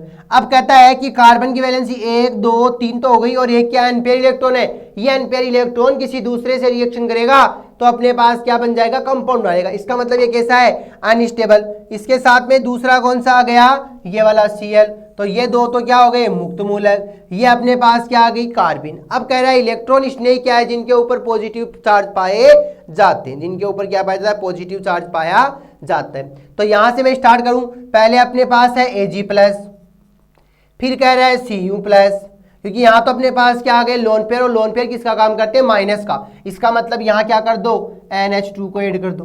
फिर यहां से हमारे पास है Cl+, तो Cl+ इसमें आ गया, और Cl- किस में आ गया, इसमें आ गया, क्योंकि नेगेटिव क्या है, इसमें है। फिर यहां से हम बात करें OH- इसमें आ गया, साइनाइड माइनस भी इसमें आ गया, NO2+ इसमें आ गया, NO2+, और Fe+2 भी इसमें आ गई। तो ये हमने क्या किया कि निम्न यौगिकों में से कार्बन क्या होती है उसको छाटा, मुक्त मूलक क्या है उसको छाटा, इलेक्ट्रॉन स्नेही क्या है और नाभिक स्नेही क्या है, इन सबको हमने क्या कर दिया, अलग अलग कर दिया। इन सबको हमने क्या किया, अलग अलग कर दिया कि भाई इनको अलग करने पर ये किस प्रकार से काम में लिए जाते हैं, इनको अलग करेंगे तो ये किस प्रकार से काम में लिए जाते हैं, उनके बारे में चर्चा कर ली। अब हम बात करेंगे नेक्स्ट, अपने पास है कि जो अपने पास ये कहें इंटरमीडिएट होते हैं, मध्यवर्ती जो बनती है, ये कहें कि अगर अपने पास ये कह दिया जाए कि संक्षिप्त टिप्पणी लिखो, संक्षिप्त टिप्पणी लिखो, और उनमें हमें दे दिए गए 3 या 4 कंपाउंड, जैसे कि अपने पास कह दिया जाए बेंजाइन क्या है, नाइट्रिन क्या है, कार्बिन क्या है, कार्बोकेटाइन क्या है, कार्ब एनायन क्या है, तो उनके बारे में हमें लिखना है। तो यहां तक हमने पहला क्वेश्चन हमने देखा था कि भाई विदलन कौन कौन से होते हैं, और इनमें से हमने ये देख लिया कि समांश विदलन और विषमांश विदलन जो है उन दोनों में क्या अंतर पाया जाता है, या उन्हें हम किस प्रकार से रिप्रेजेंट कर सकते हैं। फिर हमने एक रिएक्शन, कुछ रिएक्शन देखी, उनको उत्पाद बनाए और उनके नाम लिख दिए कि भाई रिएक्शन ये है, इस रिएक्शन से ये प्रोडक्ट बनता है, और ये प्रोडक्ट कौन सी अभिक्रिया में बनता है, तो वो अभिक्रियाएं भी हमने देख ली। फिर हमने बात कर ली कि अपने पास मुक्त मूलक अभी वो जो इंटरमीडिएट और ट्रांजिशन स्टेट है उन दोनों में क्या अंतर पाया जाता है, उसके बारे में चर्चा कर ली। अब बात करेंगे, फिर हमने देख लिया नाभिक स्नेही और इलेक्ट्रॉन स्नेही क्या है, और इलेक्ट्रॉन स्नेही, नाभिक स्नेही, कार्बिन। इसके अलावा अपने पास कई बार क्वेश्चन ये आ सकता है कि कार्बोकेटाइन क्या है, कार्ब एनाइन क्या है, उन दोनों को अलग करो। तो यहाँ पे अपने पास कुछ भी कंपाउंड दे रखे होते हैं, उनमें से हमें क्या करना है, इनको छांटना है। नेक्स्ट क्वेश्चन क्या कह रहा है, नेक्स्ट क्वेश्चन क्या कह रहा है, संक्षिप्त टिप्पणी लिखो, संक्षिप्त टिप्पणी लिखो। अब ये संक्षिप्त टिप्पणी किस किस चीज की पूछ रहा है उसके बारे में बात करनी है। तो पहला मैं कहूं मुक्त मूलक, पहली टिप्पणी किसकी, मुक्त मूलक। सेकंड में कहूं कार्बिन, थर्ड कहें कार्बोकेटायन, और डी लिखें कार्बे एनायन। तो इन सब के बारे में हमने पढ़ा है, इन सब के बारे में हमने पढ़ा है कि जब हमने ये चैप्टर देखा था मैकेनिज्म ऑफ ऑर्गेनिक रिएक्शन, उसके अंदर हमने मुक्त मूलक देखे थे, कार्बिन देखी थी, कार्बोकेटाइन देखे थे, कार्बेनाइन देखा था।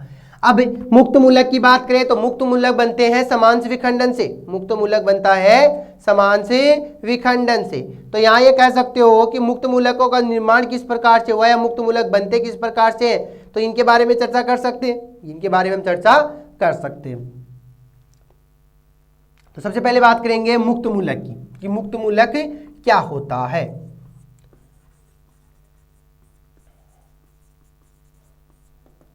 क्या लिखोगे, फ्री रेडिकल्स और मुक्त मूलक। अब इन मुक्त मूलकों के बारे में बात करें तो सबसे पहले क्या लिखोगे कि ये उदासीन परमाणु होते हैं, ये उदासीन परमाणु होते हैं, परमाणु होते हैं। इन पर अयुग्मित इलेक्ट्रॉन होने के कारण, इलेक्ट्रॉन होने के कारण यह अस्थायी होते हैं। ये उदासीन परमाणु होते हैं, इन पर अयुग्मित इलेक्ट्रॉन होने के कारण यह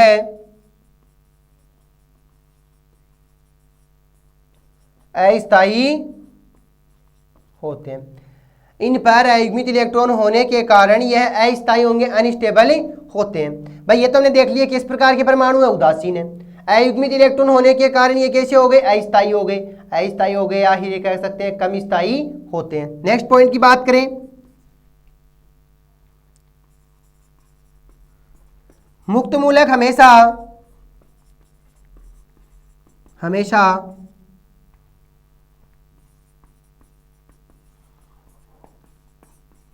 समांश विदलन के द्वारा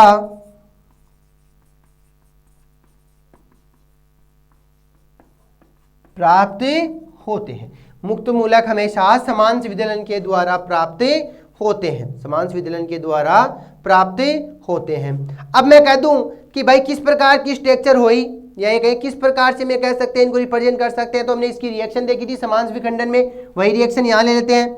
हमारे पास है ए और बी, क्या हुआ, कह रहा है कि इसमें समांश विदलन लगाओ, समांश मतलब समान, और समान होने पर ये दोनों परमाणु क्या करते हैं, इलेक्ट्रॉन का साझा भी समान करते हैं, बराबर करते हैं। तो दोनों परमाणुओं ने अपने अपने इलेक्ट्रॉन दिए, जब जाके क्या बना, अणु बना। अब इस अणु के अंदर क्या पाया गया, समांश विदलन पाया गया, दोनों अणु बराबर मात्रा बराबर विभाजित हुए, तो दोनों के ऊपर क्या चला गया, एक एक इलेक्ट्रॉन चला गया। अब जैसे इलेक्ट्रॉन गए, यानी इसका ऊपर हाफ इलेक्ट्रॉन इधर, इसके ऊपर इलेक्ट्रॉन इधर, तो ये हाफ हाफ एरो किसको शो करते हैं, इसको रिप्रेजेंट कर रहे हैं। तो यहाँ पे मैं कहूँ ए के ऊपर भी फ्री रेडिकल और बी के ऊपर भी क्या आ गया, फ्री रेडिकल।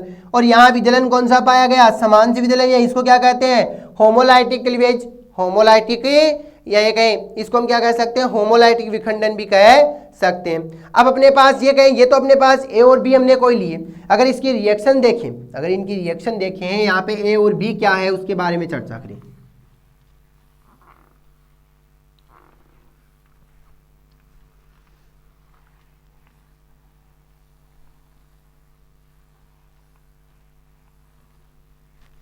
नेक्स्ट अगर है Cl और Cl, ये क्या है, कोई अणु है। इस अणु के अंदर क्या पाया गया, समांश विखंडन पाया गया, और समांश विखंडन के दौरान क्या प्राप्त हुए, क्लोरीन प्लस क्लोरीन प्राप्त हुए। ये और ये दोनों क्या है, फ्री रेडिकल है, ये दोनों क्या है, फ्री रेडिकल है। अब हम बात करेंगे, ये तो हमने देख लिया।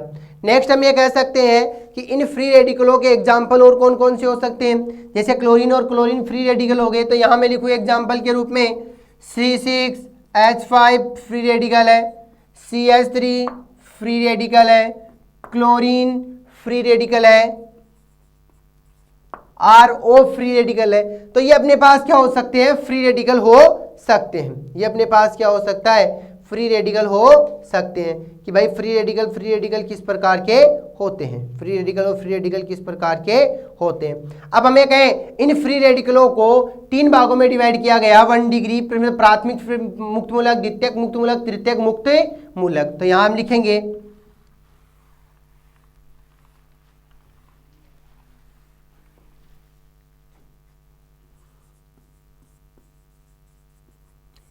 इन मुक्त मूलकों को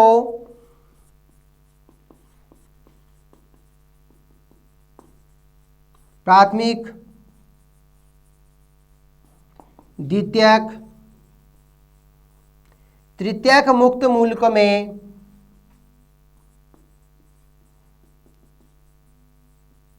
वर्गीकृत किया गया। इन मुक्त मूलकों को प्राथमिक, द्वितीयक, तृतीयक मुक्त मूलक में वर्गीकृत किया गया, वर्गीकृत किया गया। अब मैं कहूं कि 3 डिग्री कौन सा, CH3 का होल थ्राइस, और ये फ्री रेडिकल, ये कौन सा है, 3 डिग्री। फिर दूसरा मैं कहूं CH3 का होल ट्वाइस, CH, ये फ्री रेडिकल। तीसरा CH3 CH2 फ्री रेडिकल, और लास्ट में हमने क्या कर दिया, CH3 फ्री रेडिकल। अब ये कह रहा है कि हमने 3 डिग्री, 2 डिग्री, 1 डिग्री तीनों को ले लिया, 3 डिग्री, 2 डिग्री, 1 डिग्री तीनों को हमने ले लिया। अब अगर इसके स्थायित्व का घटता क्रम देखें, क्या ये गए इनके स्थायित्व का क्रम देखें कि स्टेबिलिटी क्रम ऑर्डर किस प्रकार का, तो यहां से इस प्रकार से कह सकते हो कि ये क्या है, सबसे ज्यादा स्थायी कौन सा है, फ्री रेडिकल CH3, फिर ये फिर ये फिर ये, मतलब ये 1 डिग्री अपने पास से आ गई। तो हमने क्या देखा कि मुक्त मूलकों को हमने 3 भागों में डिवाइड किया गया, 1 डिग्री, 2 डिग्री और 3 डिग्री फ्री रेडिकल। तीनों के बारे में चर्चा कर ली, तीनों के बारे में चर्चा कर ली कि भाई फ्री रेडिकल किस प्रकार से हो सकते हैं, फ्री रेडिकल किस प्रकार से हो सकते हैं। अब हम बात करेंगे नेक्स्ट अपने पास है, अब अगर हमें कह दी जाए, ये तो हमने देख लिया कि मुक्त मूलक है, तो मुक्त मूलक बनते कैसे और ये टूटते कैसे, दोनों के बारे में चर्चा कर ली कि क्लोरीन और क्लोरीन का अणु जुड़ा हुआ है। जैसे मैं कहूं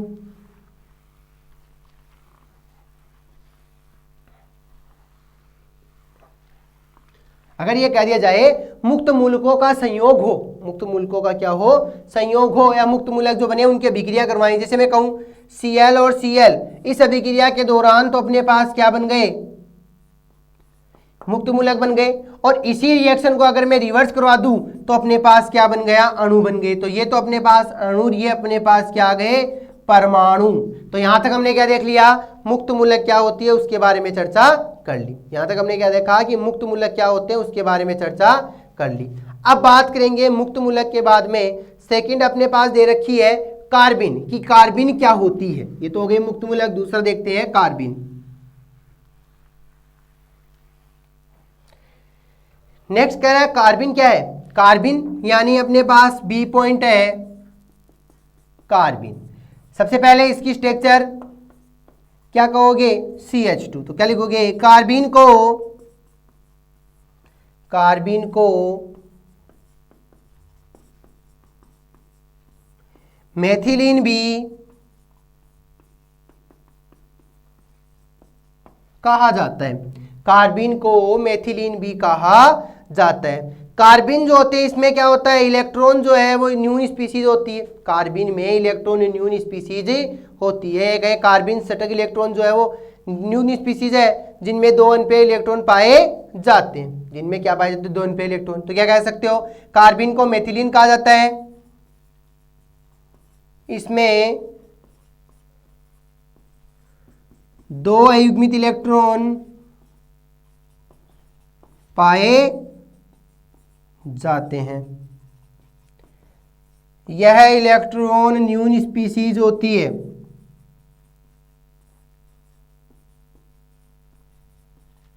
यह इलेक्ट्रॉन न्यून स्पीसीज होती है।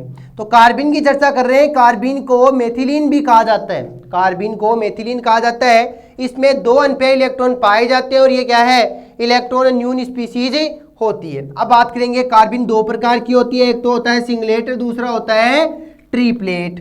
तो सिंगलेट कार्बिन क्या कहती है, ट्रिपलेट कार्बिन क्या कहती है, उनके बारे में भी चर्चा करेंगे। क्या कह रहा है, कार्बिन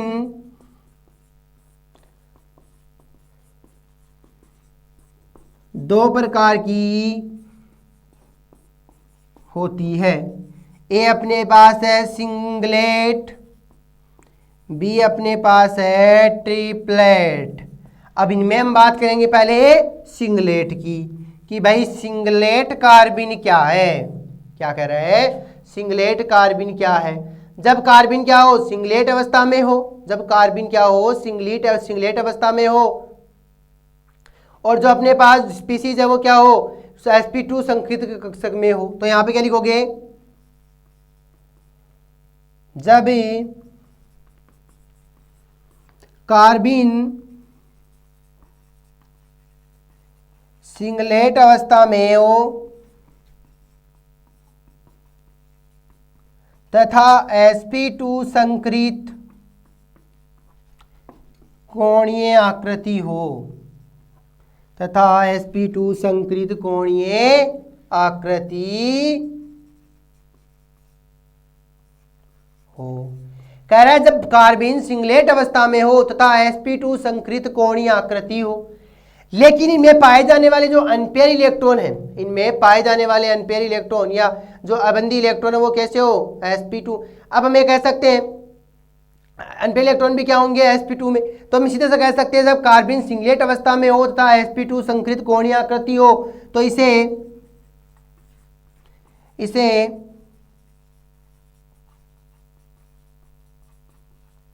सिंगलेट कार्बिन कहा जाता है। तो इसे सिंगलेट कार्बिन कहा जाता है। अब बात करेंगे तीसरा, ट्रिपलेट। तीसरा क्या है? ट्रिपलेट। अब तीसरा मैं कहूं ट्रिपलेट अवस्था के लिए क्या लिखोगे? ट्रिपलेट में जब सिंगलेट क्या सब जो कार्बिन है वो क्या हो? सिंगलेट मतलब सॉरी ट्रिपलेट अवस्था में हो। जब कार्बिन क्या हो? ट्रिपलेट अवस्था में हो।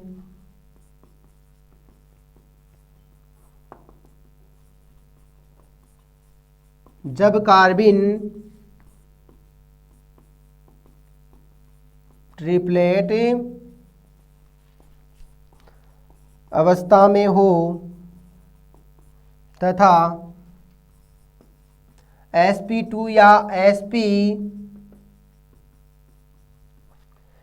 संकृत अवस्था में हो, तो sp2 या sp संकृत अवस्था में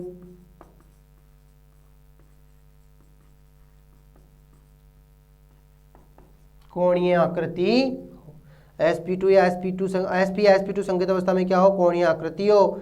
और इनकी जो संरचना है वो कैसी होगी? रेखीय होगी। कोणीय आकृति हो, संरचना कैसी हो? रेखीय हो।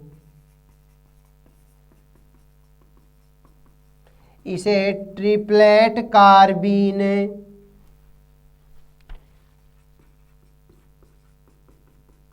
कहा जाता है। इसे ट्रिपलेट कार्बिन कहा जाता है। अब हम ये कह दूं कि ट्रिपलेट कार्बिन है, इसे क्या कहोगे? ट्रिपलेट कार्बिन है। तो यहां से हमने बात कर ली। अब हम बात करेंगे कार्बिन किस प्रकार से हम बना सकते हैं, यानी कार्बिन की बनाने की विधियां।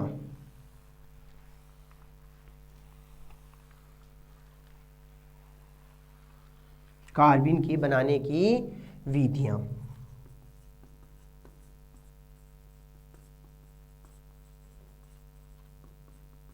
बनाने की विधियों के अंदर फर्स्ट जो अपने पास विधि है वो क्या कहती है?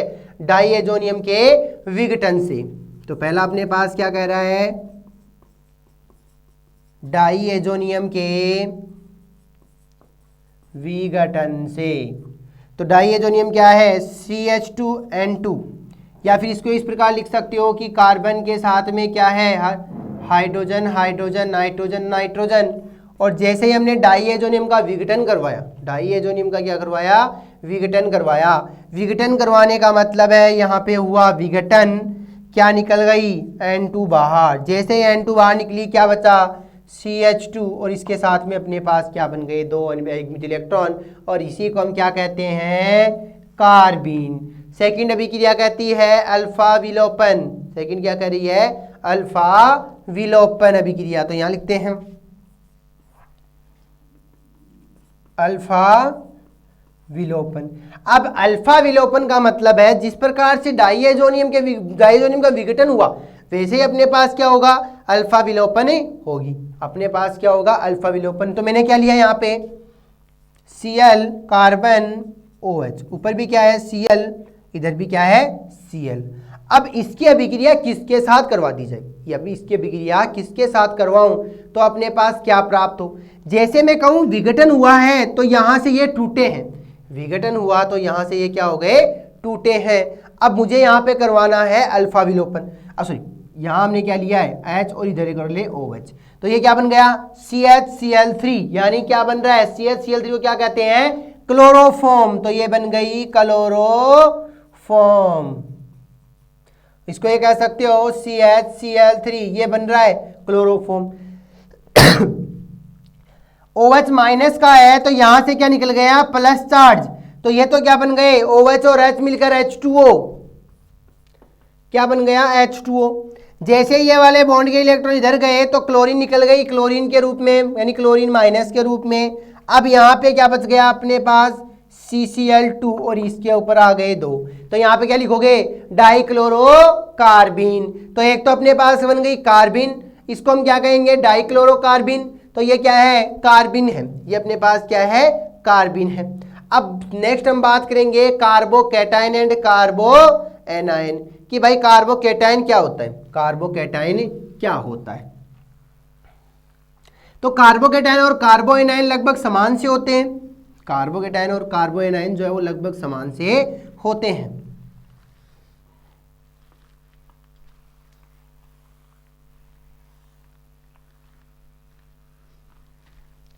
नेक्स्ट क्या कह रहा है, कार्बोकेटाइन। अब कार्बोकेटाइन यानी इनके ऊपर क्या आया है, पॉजिटिव चार्ज आया है, पॉजिटिव चार्ज आया है। तो कार्बोकेटाइन यानी प्लस चार्ज कब बना, कौन सा विखंडन हुआ, तो अपने पास कार्बोकेटाइन प्लस कार्बोएनायन दोनों ही कहां बने थे, तो मैं यहां इसी में लगा के लिख दूं कार्बोएनायन। क्या लिखोगे, सहसंयोजक बंध में, जब सहसंयोजक बंध में या जब किसी यौगिक में क्या पाया गया, सहसंयोजक बंध पाया गया, तो यहां लिखेंगे जब किसी यौगिक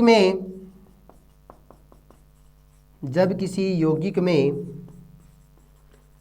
सहसंयोजक बंध का विखंडन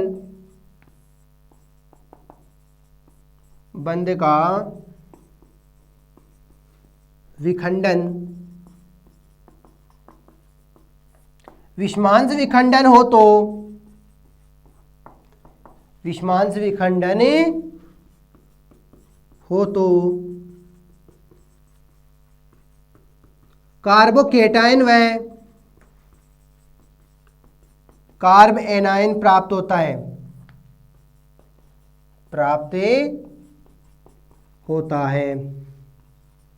यह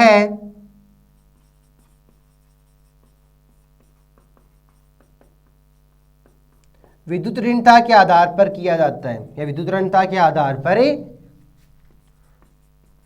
होता है कि जिसकी इलेक्ट्रोनेगेटिविटी ज्यादा होगी या जिसकी इलेक्ट्रोनेगेटिविटी कम होगी, तो उसी प्रकार से क्या बन जाएंगे, अपने पास इलेक्ट्रॉन बने जाएंगे, उसी प्रकार से अपने पास क्या बन जाएगा, इलेक्ट्रॉन बने जाएंगे। अब मैं कहूं नेक्स्ट अपने पास है, नेक्स्ट हम बात करें तो सहसंयोजक बंध का विखंडन विषमांश विखंडन हो तो कार्बोकेटाइन व कार्बोएनायन का निर्माण होता है, यह विद्युत ऋणता के आधार पर होता है। अब हम ये कहें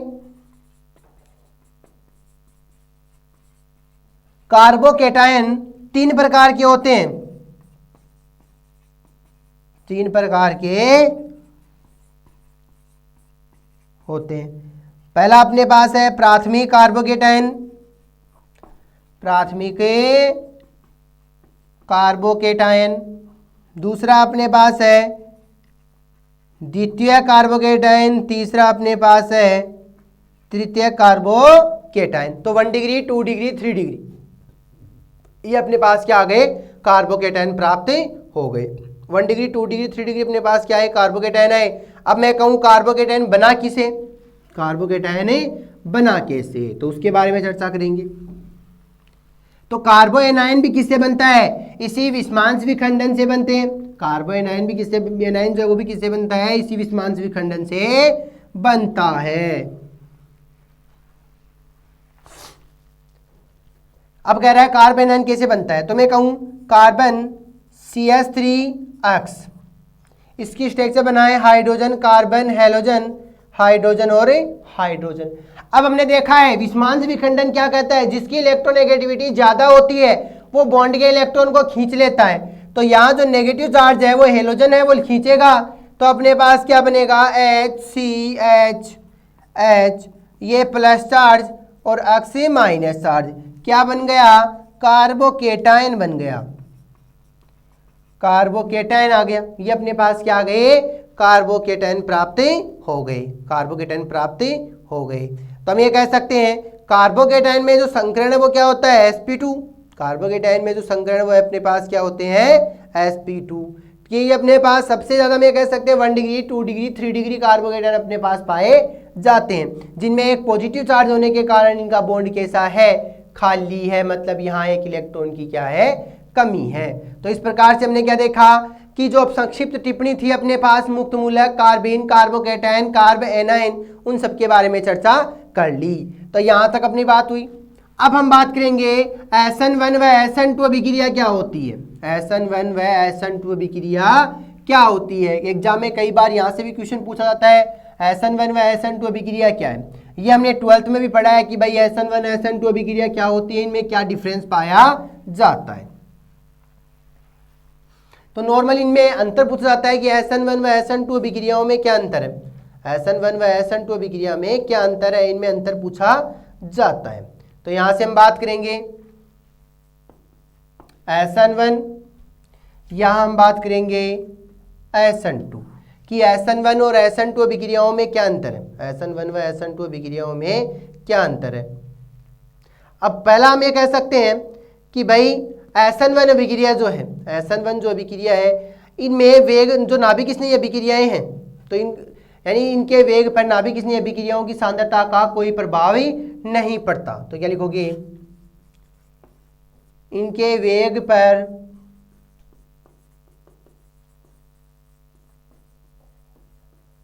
नाभिक स्नेही अभिक्रियाओं की सांद्रता का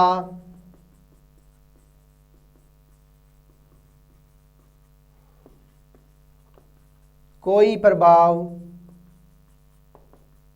नहीं पड़ता। इनके वेग पर नाभिक स्नेही अभिक्रियाओं की सांद्रता का कोई प्रभाव ही नहीं पड़ता। दूसरा हम कह सकते हैं इनका वेग, इनके वेग पर जो सबस्ट्रेट होता है या नाभिक स्नेही अभिक्रियाएं होती हैं उनकी सांद्रता का प्रभाव ही पड़ता है। तो क्या लिखोगे, इनके वेग पर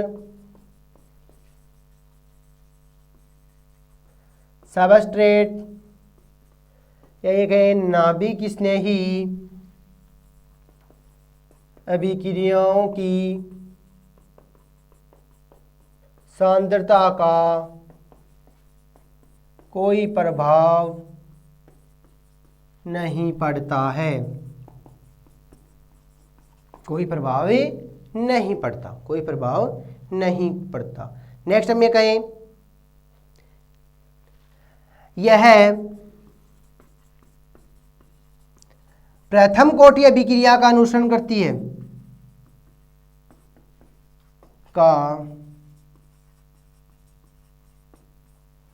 अनुसरण करती है। इसके लिए क्या लिखोगे,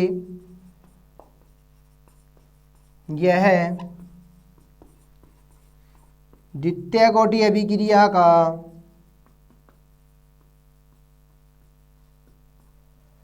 अनुसरण करती है, अनुसरण करती है। एक तो 1 डिग्री, दूसरा क्या हो गया 2 डिग्री। नेक्स्ट हम ये कहें यह रेशमीकरण होता है, यह रेशमीकरण होता है। किसकी बात कर रहे हो, SN1 अभिक्रियाओं की। नेक्स्ट हम ये कहें कि अगर SN2 की बात करें तो इसमें क्या लिखोगे, त्रिविम प्रतिपन्न पाया जाता है, इसमें त्रिविम प्रतिपन्न पाया जाता है। तो हमने क्या देखा कि SN1 और SN2 अभिक्रियाओं में अंतर की बात कर रहे हैं, SN1 और SN2 अभिक्रियाओं में अंतर की बात कर रहे हैं, तो इनके वेग पर नाभिक स्नेही अभिक्रिया की सांद्रता का कोई प्रभाव नहीं पड़ता। नेक्स्ट हमने कहा यह प्रथम कोटि अभिक्रिया का अनुसरण करती है, यह रेशमीकरण होता है। इसके लिए हमने कहा इनके वेग पर सबस्ट्रेट यानी नाभिक स्नेही का प्रभाव की सांद्रता का कोई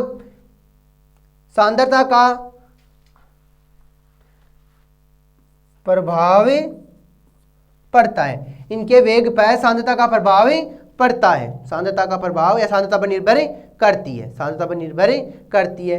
यह द्वितीय कोटि अभिक्रिया का अनुसरण करती है और इसमें त्रिविम प्रतिपन्न पाया जाता है, त्रिविम प्रतिपन्न पाया जाता है। नेक्स्ट हम ये लिखें SN1 अभिक्रिया जो है वो क्या करेगी, 2 पदों में संपन्न होती है, SN1 अभिक्रिया 2 पदों में संपन्न होती है, जबकि SN2 की बात करें तो ये क्या लिखोगे, 1 पद में संपन्न होती है।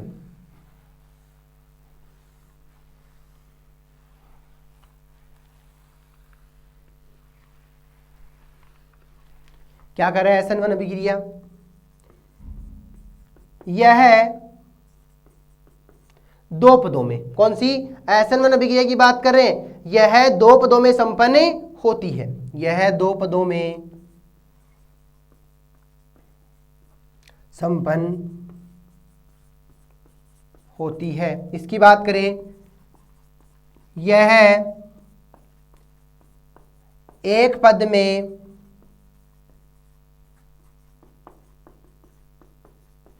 संपन्न होती है, यह एक पद में संपन्न होती है। दूसरा हम कहें ऐसन वन अभिक्रिया तीव्र गति से होती है, यह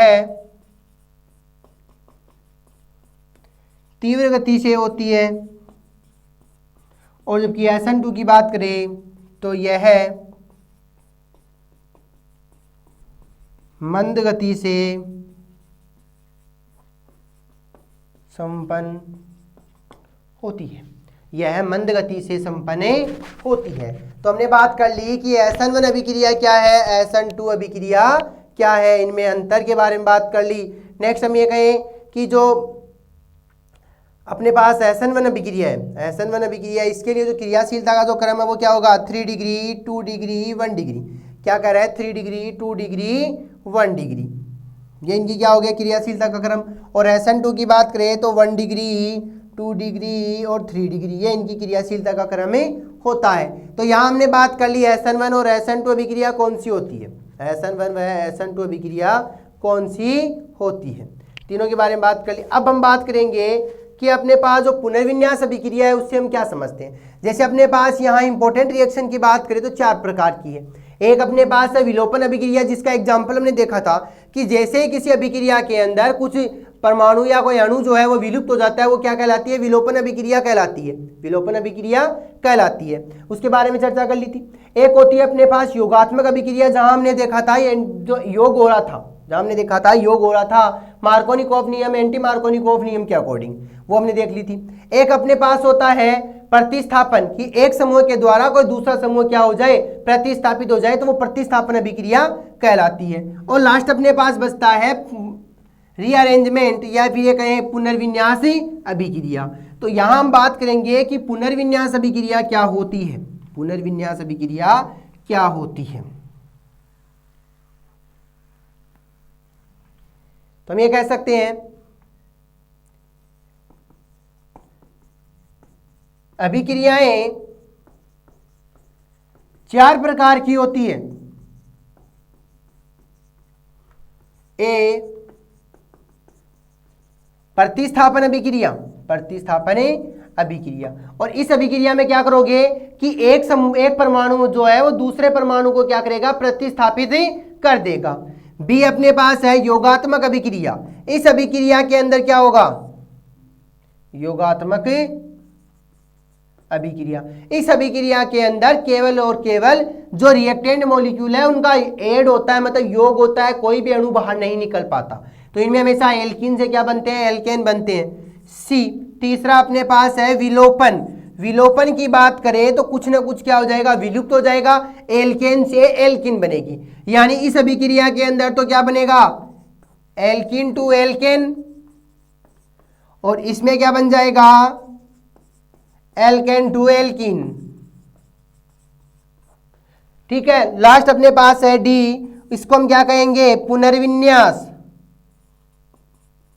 पुनर्विन्यास अभिक्रिया।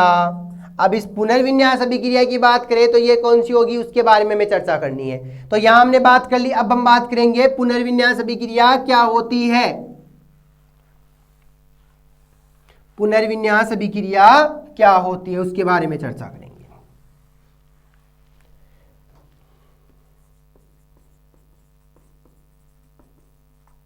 पुनर्विन्यास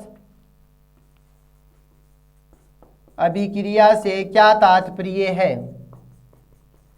क्या तात्पर्य है, उदाहरण सहित समझाइए।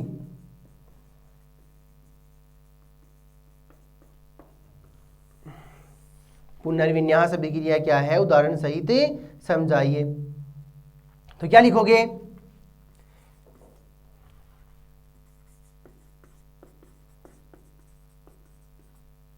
पुनर्विन्यास अभिक्रिया। इस अभिक्रिया के अंदर हमें बात करनी है, पुनर्विन्यास अभिक्रिया के अंदर ऐसी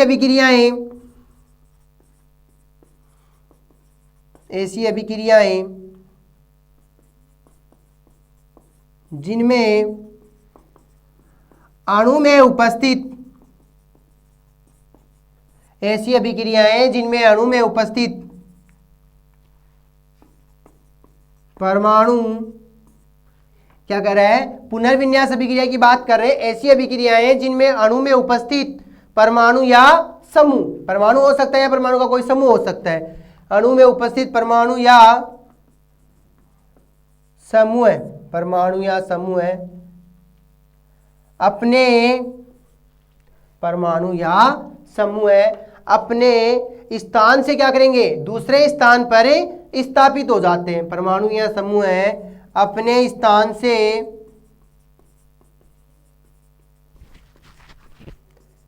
दूसरे स्थान पर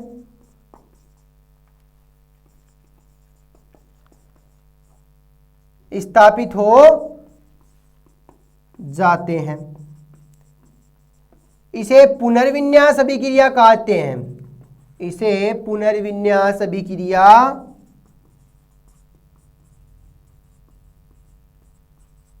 कहते हैं। इसे पुनर्विन्यास अभिक्रिया कहते हैं। इस तरह की अभिक्रिया जो है वो क्या कहलाती है, अंतःअणु परिवर्तन भी कह सकते हो, समावेवीकरण भी कह सकते हैं। इस प्रकार की अभिक्रिया को समावेवीकरण या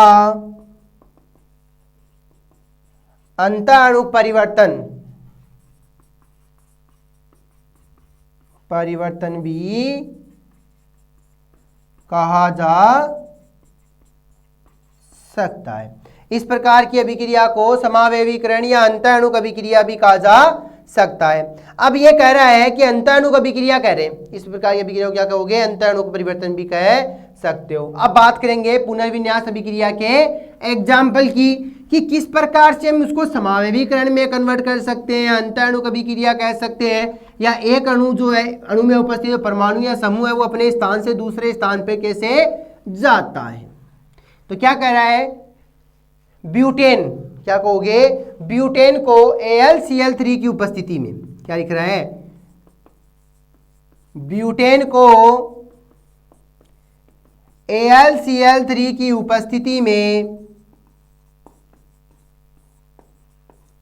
अभिक्रिया करवाने पर, अब किस प्रकार की अभिक्रिया होगी उसके बारे में चर्चा कर ले, कि भाई इनमें इस अभिक्रिया करवाई गई या ये कह दे कि गर्म करवा दिया गया, AlCl3 की उपस्थिति में गर्म कर अभिक्रिया करवाई, लिख दूं की उपस्थिति में गर्म कर अभिक्रिया करवाने पर। अब अपने पास क्या कर रहा है, ब्यूटेन, तो यहां से मैं कहूं CH3 CH2 CH2 CH2, ये मेरे पास क्या आ गए, ब्यूटेन। इसको हमें क्या करना है, AlCl3 की उपस्थिति में गर्म करना है। अब गर्म करना है तो क्या बन जाएगा, ब्यूटेन से क्या बनेगा अपने पास, ब्यूटेन से अपने पास क्या बनेगा, तो यहां से क्या कह रहा है कि भाई एक समूह जो है दूसरे समूह की जगह चला जाएगा, तो यहां से बनेगा CH3 CH CH3 और यहां भी आ गया CH3। अगर मैं कह दूं कि भाई ये अपने पास CH3 है, ये CH3 है, ये CH3 मतलब यहां से क्या निकले H प्लस निकलेगा तो पीछे क्या रह गया, माइनस चार्ज, या फिर मैं कहूं यहाँ H माइनस रहा तो पीछे क्या रह गया, प्लस चार्ज। अगर ये माइनस का तो ये प्लस का और ये माइनस का, ये माइनस जो है वो यहाँ से H प्लस देगा। भाई अपने पास क्या कह रहा है, रीअरेंजमेंट करवाना है, ये CH3 तो जाएगा यहाँ पे और इसका एक H चला जाएगा इस पास वाले के पास, तो ये तो बन गया CH3, ये CH3 यहाँ और यहाँ बन गए CH, तो ये बन गई, क्या कहोगे, 2 मेथिल प्रोपेन, 2 मेथिल प्रोपेन, या फिर क्या कहोगे, आइसोमेथिल ब्यूटेन, आइसोमेथिल ब्यूटेन। अब ये अपने पास कौन सी अभिक्रिया का एग्जाम्पल है, जो पुनर्विन्यास अभिक्रिया है, ये अपने पास क्या है, पुनर्विन्यास अभिक्रिया है, उसका एग्जाम्पल है कि भाई पुनर्विन्यास अभिक्रिया क्या होती है, पुनर्विन्यास अभिक्रिया क्या होती है। नेक्स्ट एग्जाम्पल और ले लेते हैं पुनर्विन्यास अभिक्रिया के अंदर। इस पुनर्विन्यास एक एग्जाम्पल हमने जब रिएक्शन को कंप्लीट कर उनका नाम दिया था वहां पे हमने बात की थी पुनर्विन्यास अभिक्रिया की, तो उसको भी हम यहाँ पे काम में ले सकते हैं। तो अपने पास था NaOH, ये था, और इसकी अभिक्रिया मैंने किसके साथ करवाई, इसका हमने करवा दिया अपचयन, या फिर मैं कह दूं कि यहां हमने क्या लिया था, यहां हमने क्या लिया, यहां हम ये कह सकते हैं कि अपने पास क्या होगा, रीअरेंजमेंट होगा, पुनर्विन्यास होगा। तो ये क्या करेगी, ऑक्सीजन जो है उसको बाहर निकालेगी, जहां से निकलेगा वहां क्या जोड़ दोगे, NH2O, मतलब NH2O जुड़ जाएगा, NH2O जुड़ जाएगा। तो ये अपने पास पहला क्या है, NHOH, NHOH से अपने पास क्या प्राप्त हो जाएगा, NH2, नीचे क्या बन गया, OH, क्या कहोगे, पेरा हाइड्रोक्सी एनिलीन, या ये कहें पेरा एमिनोफिनोल, पेरा एमिनो फिनोल। अब ये कह रहा है कि NHOH हमें कहां से प्राप्त हुआ, ये NHOH जो है वो हमें कहां से प्राप्त हुआ। तो इस NHOH को मैं कह सकता हूं कि अगर अपने पास क्या ले लिया जाए, नाइट्रोबेंजीन, यानी डबल बॉन्ड और डबल बॉन्ड O, क्या कह रहा है, नाइट्रोबेंजीन ले लिया जाए और इस नाइट्रोबेंजीन का क्या करवा दूं, अपचयन करवा दूं, यानी मैंने क्या लिया, H2 लिया, कितने, 4। तो ये 2 हाइड्रोजन जो है इसके साथ में क्या निकल गया, H2O, और जैसे ही H2 निकला दोनों हाइड्रोजन इसके साथ जुड़ गए, तो अपने पास क्या बच गया, NHOH बच गया। तो ये क्या बन गया, NHOH, और ये NHOH हमने यहाँ पे काम में लिया, यहाँ इसका क्या करवाया, पुनर्विन्यास करवा दिया, और पुनर्विन्यास से हमें क्या प्राप्त हो गया, पेरा एमिनोफिनोल जो है वो प्राप्त हो गया, पेरा एमिनोफिनोल जो था वो प्राप्त हो गया। अब हम बात करेंगे फॉर्मल आवेश के बारे में। नेक्स्ट हमारे पास क्वेश्चन है फॉर्मल आवेश, कि फॉर्मल आवेश क्या होता है, फॉर्मल चार्ज क्या होता है, उसके बारे में बात करेंगे कि फॉर्मल आवेश क्या कह रहा है, फॉर्मल आवेश क्या होता है या क्या कहता है, उसके बारे में बात करेंगे।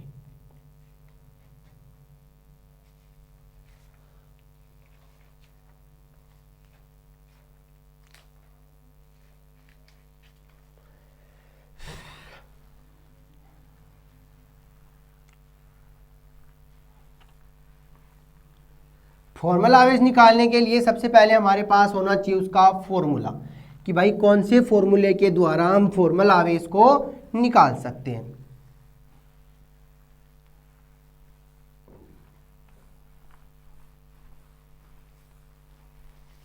क्या कह रहा है फॉर्मल आवेश के बारे में,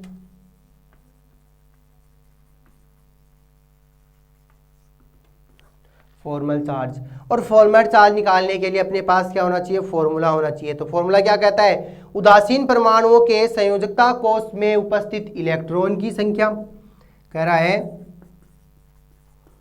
उदासीन परमाणु के संयोजकता कोष में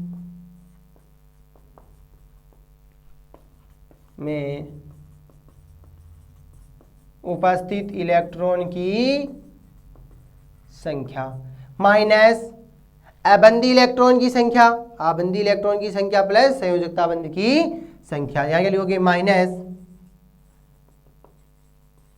अबंधी इलेक्ट्रॉन की संख्या प्लस संयोजकता बंध की संख्या।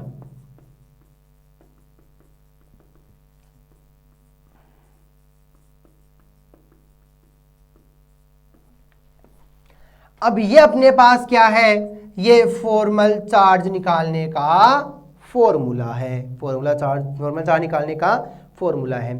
तो यहां सबसे पहला जो एग्जांपल होगा अपने पास वो होगा CH3 का। अब ये CH3 क्या कहता है, CH3 के अंदर टोटल अपने पास कार्बन जो है उसके ऊपर आवेश कितना है, भाई उदासीन परमाणु की बात करें तो आवेश कितने होंगे यहाँ पे, 4। अबंधी इलेक्ट्रॉन की संख्या कितनी है इनमें, भाई बॉन्ड कितने नहीं बना रहे, बॉन्ड यहाँ कितने नहीं बन रहे। तो बॉन्ड तो अपने पास होना कितना चाहिए, 4 होने चाहिए, लेकिन बन कितना नहीं रहा, 1 नहीं बन रहा, और कितने बन रहे हैं, 3। तो मैं कहूँ 3 + 1 4 - 4 बराबर कितना हो गया, 0। मतलब CH3 के ऊपर किसी प्रकार का आवेश नहीं है, CH3 के ऊपर किसी प्रकार का आवेश नहीं है। इसका मतलब मेथिल समूह पर आवेश कितना, 0। यहां मेथिल समूह पर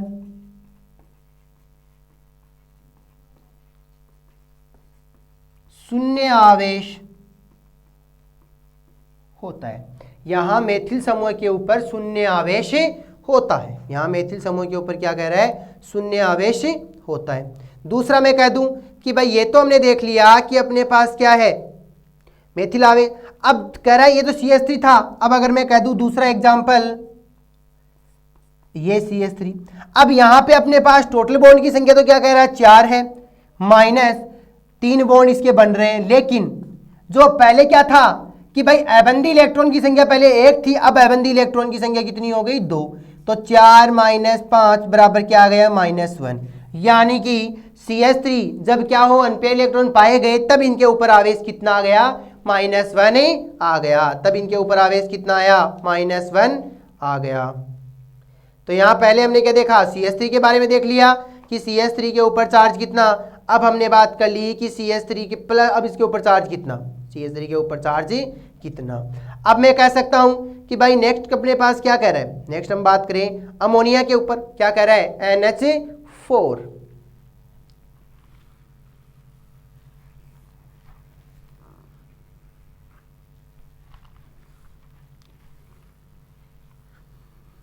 नेक्स्ट अपने पास क्या है NH4, NH4 कैसा प्लस का, NH4 कैसा है प्लस का है। अब मैं कहूं कि नाइट्रोजन के ऊपर बॉन्ड कितने होने चाहिए 5, नाइट्रोजन कह रहा है उदासीन परमाणु के संयोजकता कोष में उपस्थित इलेक्ट्रॉन की संख्या कितनी 5। अब मैं कहूं 5 तो हो गए, अब ये कह रहा है अबंदी इलेक्ट्रॉन की संख्या कितनी है 0, बंदी इलेक्ट्रॉन की संख्या कितनी 4, तो यहां से अपने पास क्या होगा 5 माइनस 4 बराबर क्या आया 1, मतलब नाइट्रोजन के लिए जो आवेश है फॉर्मल चार्ज है वो कितना आएगा 1 आएगा, नाइट्रोजन के लिए जो फॉर्मल चार्ज है वो कितना आया 1 आएगा। तो अपने पास कितने हो गए 1 हो गए, नाइट्रोजन के लिए अपने पास कितना हो गया 1 हो गया, 1 हो गया। अब मैं कहूँ नेक्स्ट एग्जाम्पल अपने पास है, नेक्स्ट हम बात करें इन्हीं फॉर्मल चार्ज का। भाई फॉर्मल चार्ज और कौन कौन से हो सकते हैं, फॉर्मल चार्ज जो है और कौन कौन से हो सकते हैं। CCl2 की बात करें, अगर मैं कहूँ CCl2 यानी कि कार्बन से जुड़े हुए क्या हैं 2 क्लोरीन है, कार्बन से जुड़े हुए क्या है 2 क्लोरीन है, तो क्या होगा उनके बारे में चर्चा करें।